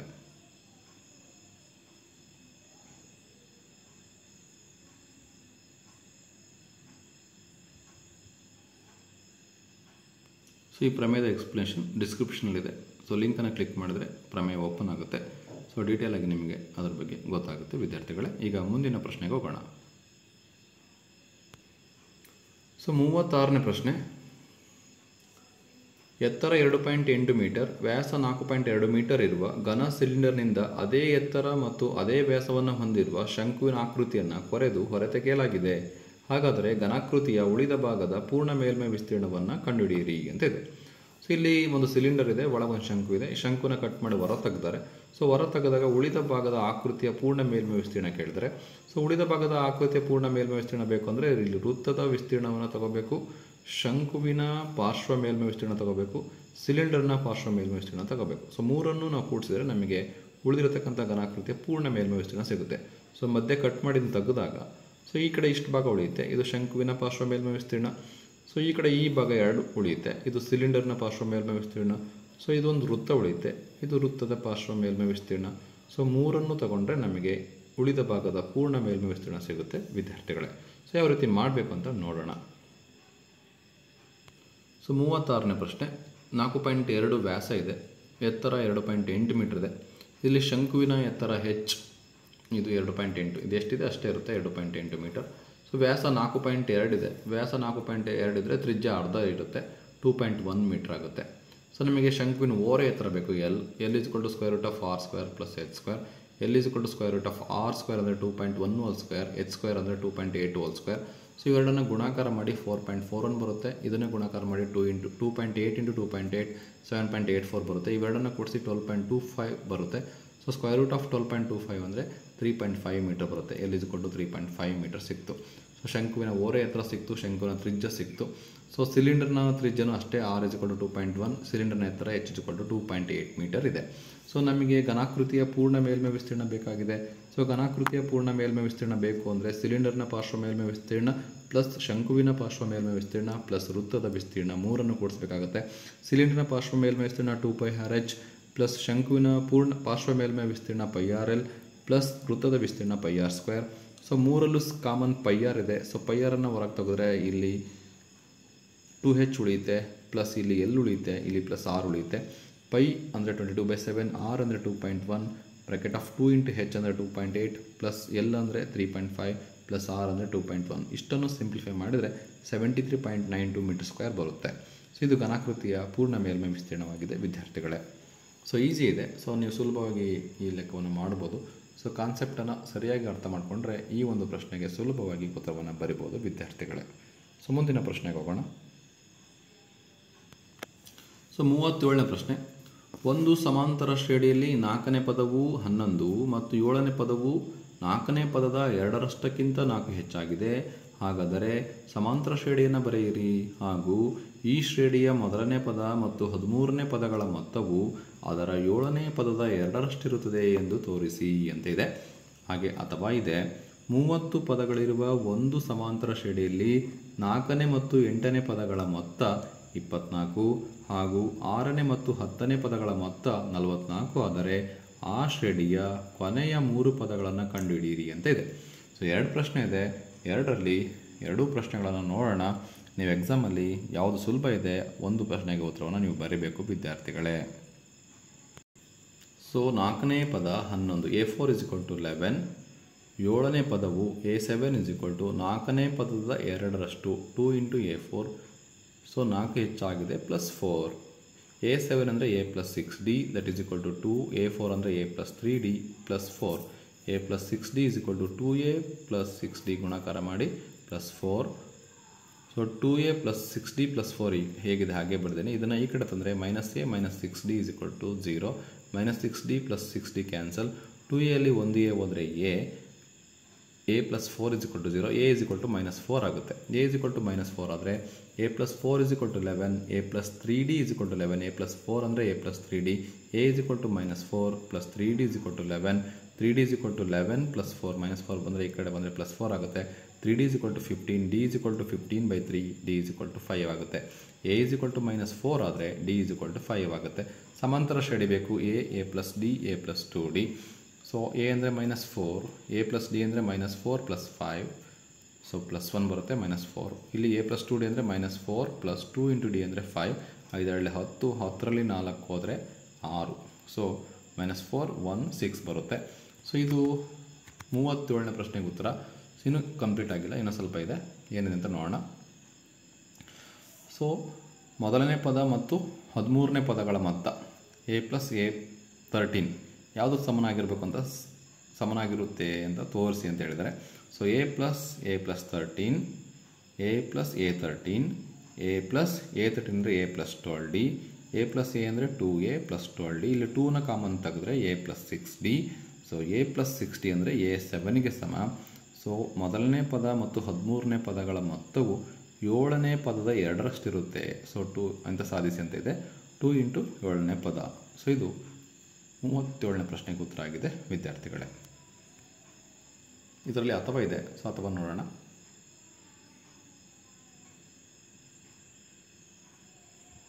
ಸೊ ಅಥವಾ 4ನೇ ಪದ ಮತ್ತು 8ನೇ ಪದಗಳ ಮೊತ್ತ 24, 6ನೇ ಪದ ಮತ್ತು 10ನೇ ಪದಗಳ ಮೊತ್ತ 44. 4ನೇ ಪದ a plus 3d, 8ನೇ ಪದ a plus 7d that is equal to 24, a plus a 2a, 3d plus 7d 10d is equal to 24. So 2ರಿಂದ ಭಾಗಿಸಿ a plus 5d plus 12. ಇದು ಸಮೀಕರಣ 1 ತಗೊಳ್ಳಿ. 6ನೇ ಪದ ಅಂದರೆ a plus 5d, 10ನೇ ಪದ ಅಂದರೆ a plus 9d is equal to 44, a plus a 2a, 9d plus 5d 14d is equal to 44. 2ರಿಂದ ಭಾಗಿಸಿ a plus 7d is equal to 22. ಸಮೀಕರಣ 1ರಲ್ಲಿ ಸಮೀಕರಣ 2ಅನ್ನು ಕಳೆಯಿರಿ. a plus 5d is equal to 12, a plus 7d is equal to 22. ಕಳೆದಾಗ plus A minus A cancel. Plus 5ಡಿಯಲ್ಲಿ minus 7d ಹೋದರೆ minus 2d, minus plus 12ಅಲ್ಲಿ minus 22 ಹೋದರೆ minus 10, d is equal to 5 ಬರುತ್ತೆ. ಸೊ ಎ ಸಿಕ್ತು. So ಎನ ಕಂಡುಹಿಡಿಬೇಕು ಇವಾಗ. ಸಮೀಕರಣ 1ರಿಂದ a plus 5d is equal to 12 ಆದರೆ a plus 5 into d ಅಂದರೆ 5 that is equal to 12, a plus 25 is equal to 12, a is equal to 12 minus 25, a is equal to minus 13. So A ಸಿಕ್ತು, D ಸಿಕ್ತು. ನಾವು ಅವ್ರು ಕೇಳಿರೋದೇನು, ಕೊನೆಯ 3 ಪದಗಳು ಕೇಳಿದ್ದಾರೆ. So ಕೊನೆಯ 3 ಪದ ಅಂದರೆ 28, 29, 30. So a 28 is equal to a plus 27d is equal to minus 13, a ಅಂದರೆ ಪ್ಲಸ್ 27 ಇಂಟು ಡಿ ಅಂದರೆ 5. ಸೊ ಅಷ್ಟನ್ನು ಗುಣಾಕಾರ ಮಾಡಿ ಇವೆರಡನ್ನು ಗುಣಿಸಿದರೆ ಕಳೆದ್ರೆ 122 ಬರುತ್ತೆ. ಸೊ ಇದಕ್ಕೆ ನಾವೇನು ಮಾಡಬೇಕಪ್ಪ ಅಂದರೆ 5ನ ಸೇರಿಸ್ಕೊಂತಬೇಕು. 122 ಪ್ಲಸ್ 5 127, 127 ಪ್ಲಸ್ 5 132 ಬರುತ್ತೆ. ಸೊ ಹಂಗೂ ಮಾಡ್ಬೋದು. ಇಲ್ಲ a28, a29, a30 ಈ ರೀತಿನಾದರೂ ನೀವು ಮಾಡ್ಬೋದು ವಿದ್ಯಾರ್ಥಿಗಳೇ. ಸೊ ಫಸ್ಟ್ 122 ಕಂಡಿಡ್ಕೊಂಡು ಇದಕ್ಕೆ 5 ಸೇರಿಸಿ 127 ಬರುತ್ತೆ, ಇದಕ್ಕೆ 5 ಸೇರಿಸಿ 132 ಬರುತ್ತೆ. ಸೊ ಇದು ಅಥವಾ ಪ್ರಶ್ನೆಗೆ ಉತ್ತರ ಆಗಿದೆ ವಿದ್ಯಾರ್ಥಿಗಳೇ. ಈಗ ಕೊನೆಯ ಪ್ರಶ್ನೆಗೆ ಉತ್ತರವನ್ನು ನೋಡೋಣ. ಸೊ 6ನೇ ಮೇನ್ ಕೆಳಗಿನ ಪ್ರಶ್ನೆಗೆ ಉತ್ತರಿಸಿ. ಒಂದು ಪ್ರಶ್ನೆ 5 ಅಂಕದ್ದು is equal to 5. ಸೊ 38ನೇ ಪ್ರಶ್ನೆ ಏನಿದೆ, ಒಂದು ಸಮತಟ್ಟಾದ ನೆಲದ ಮೇಲೆ ಎ ಬಿ ಕಂಬವೊಂದು ನೇರವಾಗಿ ನಿಂತಿದೆ. ಕಂಬದ ಮೇಲ್ತುದಿಯಿಂದ 3 ತಂತಿಗಳನ್ನು ನೆಲದ ಮೇಲಿರುವ 3 ಪ್ರತ್ಯೇಕ ಗೂಟಗಳಿಗೆ ಬಿಗಿಯಾಗಿ ಎಳೆದು ಕಟ್ಟಿದೆ. ನೆಲದ ಮೇಲಿರುವ ಗೂಟಗಳಿಂದ ಕಂಬದ ಮೇಲ್ತುದಿಗೆ ಉಂಟಾದ ಉನ್ನತ ಕೋನಗಳು ಚಿತ್ರದಲ್ಲಿ ತೋರಿಸಿದಂತೆ 30 ಡಿಗ್ರಿ, 60 ಡಿಗ್ರಿ ಮತ್ತು 45 ಡಿಗ್ರಿ ಆಗಿದೆ. ಸಿ ಗೂಟದಿಂದ ಕಂಬದ ಪಾದ ಬಿಗೆ ಇರುವ ದೂರವು 30 ಮೀಟರ್ ಆಗಿದೆ. ಹಾಗಾದರೆ ಎ ಬಿ ಕಂಬದ ಎತ್ತರವನ್ನು ಹಾಗೂ ಪ್ರತಿ ತಂತಿಯ ಉದ್ದವನ್ನು ಕಂಡುಹಿಡಿಯಿರಿ ಅಂತ ಇದೆ. ಸೊ ಇದು ಪ್ರಶ್ನೆ. ಹಾಗೆ ಚಿತ್ರವನ್ನು ಕೊಟ್ಟಿದ್ದಾರೆ, ಸುಲಭವಾಗಿ ನೀವು ಲೆಕ್ಕವನ್ನು ಮಾಡ್ಬೋದು. ಸೊ ಎ ಬಿ ಕಂಬದ ಎತ್ತರವನ್ನು ಕಂಡುಹಿಡಿಬೇಕು. ಹಾಗೆ ಎ ಸಿ, ಎ ಇ ಮತ್ತು ಎ ಡಿ ತಂತಿಗಳ ಉದ್ದವನ್ನು ಕಂಡುಹಿಡಿಬೇಕು ವಿದ್ಯಾರ್ಥಿಗಳೇ. ಸೊ ಇಲ್ಲಿ ಟ್ಯಾನ್ 30 ಡಿಗ್ರಿ ತೊಗೊಂಡ್ರೆ ಎ ಡಿ ಸಿಗುತ್ತೆ. ಸೈನ್ ಅಥವಾ ಕಾಸ್ 30 ತೊಗೊಂಡ್ರೆ ಎ ಸಿ ಸಿಗುತ್ತೆ. ಕಾಸ್ 60 ತೊಗೊಂಡ್ರೆ ಎ ಇ ಸಿಗುತ್ತೆ. ಸೈನ್ 45 ಡಿಗ್ರಿ ತೊಗೊಂಡ್ರೆ ಎ ಡಿ ಸಿಗುತ್ತೆ. ಇಷ್ಟೇ, ಈಸಿಯಾಗಿದೆ. ಚಿತ್ರ ನೋಡಿ ನಾವು ಮಾಡ್ತಾ ಹೋಗೋಣ. ಸೊ ಕೊನೆಯ ಪ್ರಶ್ನೆ ಉತ್ತರ ನೋಡೋಣ. ತ್ರಿಭುಜ ಎ ಬಿ ಸಿಯಲ್ಲಿ ಟ್ಯಾನ್ 30 ಡಿಗ್ರಿ ತಗೊಳ್ಳೋಣ. ಟ್ಯಾನ್ 30 ಡಿಗ್ರಿ ಅಂದರೆ opposite by hypotenuse A B by b c. So A B ಗೊತ್ತಿಲ್ಲ, ಬಿ ಸಿ ಗೊತ್ತಿದೆ 30. ಸೊ ಎ ಬಿ ಆಗಿದೆ 30 ಆಗಿದೆ. ಟ್ಯಾನ್ 30 ಡಿಗ್ರಿ ಅಂದರೆ 1/√3. ಸೊ ನಮಗೆ ಎ ಬಿ ಸಿಕ್ತು. A B into √3 is equal to 30, A B is equal to 30/√3 ಆಗುತ್ತೆ. So ಕೆಳಗಿನ √3 cancel ಮಾಡಬೇಕಂದ್ರೆ ಛೇದ ಮತ್ತು ಅಂಶದಲ್ಲಿ √3/√3 ಗುಣಾಕಾರ ಮಾಡಬೇಕು. ಸೊ 30/√3 ಇಂಟು √3/√3 30√3 ಆಗುತ್ತೆ. √3 ಇಂಟು √3 ಅಂದರೆ √3 ಹೋಲ್ ಸ್ಕ್ವೇರ್ ಅಂದರೆ 3 ಬರುತ್ತೆ. 3 ಬಂದರೆ 3 10 10√3 ಆಗುತ್ತೆ. ಎ ಬಿ 10√3 ಮೀಟರ್ ಆಗುತ್ತೆ. ಸೊ ನಮಗೆ ಎ ಬಿ ಸಿಕ್ತು. ನೆಕ್ಸ್ಟ್ ಏನು ಬೇಕಪ್ಪ ಅಂದರೆ ಕಾಸ್ 30 ಡಿಗ್ರಿ. ಕಾಸ್ 30 ಡಿಗ್ರಿ ಅಂದರೆ B C by A C. ಚಿತ್ರವನ್ನು ನೋಡೋಣ. ಕಾಸ್ 30 ಡಿಗ್ರಿ ಅಂದರೆ ಏನು ಬರುತ್ತೆ? ಕಾಸ್ 30 ಡಿಗ್ರಿ ಅಂದರೆ ಇದು adjacent by hypotenuse. So B C by A C. Adjacent by hypotenuse ಮಾಡಿದಾಗ ನಮಗೆ ಎ ಸಿ ಸಿಗುತ್ತೆ. ಸೊ ಕಾಸ್ 30 ಬೆಲೆ √3/2, ಬಿ ಸಿ ಅಂದರೆ 30, ಎ ಸಿನ ಕಂಡುಹಿಡಿತೀವಿ ಇವಾಗ. So a c into √3 that is equal to 30 into 2 ಓರೆ ಗುಣಾಕಾರ ಮಾಡಿ. ಸೊ √3 a c is equal to 30 into 2 ಆಗುತ್ತೆ. A c is equal to 32/60/√3 ಆಗುತ್ತೆ. ಈ √3 ಕ್ಯಾನ್ಸಲ್ ಮಾಡಬೇಕಂದ್ರೆ ಅಂಶ ಮತ್ತು ಛೇದದಲ್ಲಿ √3/√3 ಇಂದ ಗುಣಿಸಬೇಕು. ಸೊ 60 ಇಂಟು √3 60 √3, √3 ಇಂಟು √3 3 ಆಗುತ್ತೆ. 3 6 20 ಆಗುತ್ತೆ, 20 √3 ಆಗುತ್ತೆ. A c is equal to 20 √3 metre ಆಗುತ್ತೆ. ಸೊ ಎ ಸಿ ತಂತಿಯ ಉದ್ದ ಸಿಕ್ತು, ಎ ಬಿ ಕಂಬದ ಉದ್ದ ಸಿಕ್ತು. ಇನ್ನು 2 ತಂತಿಗಳ ಉದ್ದವನ್ನು ಕಂಡುಹಿಡಬೇಕಾಗುತ್ತೆ.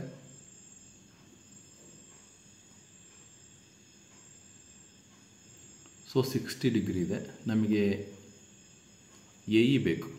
ಸೊ ಎ ಇ ಬೇಕು ಅಂದರೆ ಏನು ಬಳಸಬೇಕು? ಸೈನ್ 60 ಡಿಗ್ರಿ ನಾವು ಬಳಸಿದರೆ ಏನು ಬರುತ್ತೆ? ಸೈನ್ 60 ಡಿಗ್ರಿ ಅಂದರೆ opposite a B by a e, opposite by hypotenuse a B by a e ಮಾಡಿದರೆ ನಮಗೆ ಎ ಇ ಸಿಗುತ್ತೆ ಸೈನ್ 60 ಡಿಗ್ರಿ. ಹಾಗೆ ಸೈನ್ 45 ಡಿಗ್ರಿ ಮಾಡಿದರೆ ಎ ಡಿ ಸಿಗುತ್ತೆ. ಸೊ ಹೇಗೆ ಮಾಡೋದು ಅಂತ ನೋಡೋಣ.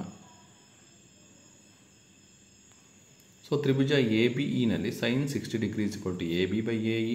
ಸೈನ್ 60 ಡಿಗ್ರಿ ಅಂದರೆ √3/2, ಎ ಬಿ ಅಂದರೆ 10√3, ಎ ಇ ಗೊತ್ತಿಲ್ಲ, ಓರೆ ಗುಣಾಕಾರ ಮಾಡಿ. √3 into A E into 10√3 into 2, A E is equal to 10√3 into 2/√3, √3 cancel, 10 to the 20, A is equal to 20 metre ಆಗುತ್ತೆ.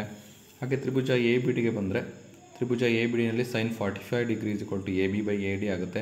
ಸೈನ್ 45 ಡಿಗ್ರಿ ಅಂದರೆ 1/√2 is equal to A B ಅಂದರೆ 10√3 into A D, ಓರೆ ಗುಣಾಕಾರ ಮಾಡಿ. A d is equal to 10 into √3 into √2, 10 √3 into √2 ಅಂದರೆ √6 ಆಗುತ್ತೆ, 10√6 ಆಗುತ್ತೆ. A d is equal to 10√6 metre ಆಗುತ್ತೆ. ಸೊ ಕಂಬದ ಎತ್ತರ a b is equal to 10√3 metre. 3 ತಂತಿಗಳ ಉದ್ದ a c is equal to 20√3 metre, a is equal to 20 metre, a d is equal to 10√6 metre ಆಗಿದೆ. ವಿದ್ಯಾರ್ಥಿಗಳೇ ಇಲ್ಲಿಗೆ ಕಂಪ್ಲೀಟಾಗಿ ಪ್ರಶ್ನೆ ಪತ್ರಿಕೆ ಯಾವ ಪ್ರಶ್ನೆಗಳಿಗೆ ಯಾವ ರೀತಿ ಉತ್ತರವನ್ನು ಬರೀಬೇಕು ಅನ್ನೋದನ್ನು ಕಂಪ್ಲೀಟಾಗಿ ಇವತ್ತಿನ ಒಂದು ವಿಡಿಯೋದಲ್ಲಿ ಅಧ್ಯಯನ ಮಾಡಿದ್ದೇವೆ. ವಿದ್ಯಾರ್ಥಿಗಳೇ, ಇವತ್ತಿನ ಒಂದು ವಿಡಿಯೋ ನಿಮಗೆ ಇಷ್ಟವಾದರೆ ಪ್ಲೀಸ್ ಲೈಕ್ ಮಾಡಿ, ಶೇರ್ ಮಾಡಿ ಹಾಗೂ ಸಬ್ಸ್ಕ್ರೈಬ್ ಮಾಡೋದನ್ನು ಮರಿಬೇಡಿ ಅಂತ ಹೇಳ್ತಾ, ವಿದ್ಯಾರ್ಥಿಗಳೇ ನಿಮಗೇನಾದರೂ ಡೌಟ್ ಇದ್ದರೆ, ಕ್ಲಾರಿಫಿಕೇಷನ್ಸ್ ಬೇಕಿದ್ದರೆ ನೀವು ಮೆಸೇಜ್ ಮಾಡಿ, ನಾನು ನಿಮಗೆ ರಿಪ್ಲೈ ಮಾಡ್ತೀನಿ ಅಂತ ಹೇಳ್ತಾ, thank you for watching this video. Thank you very much.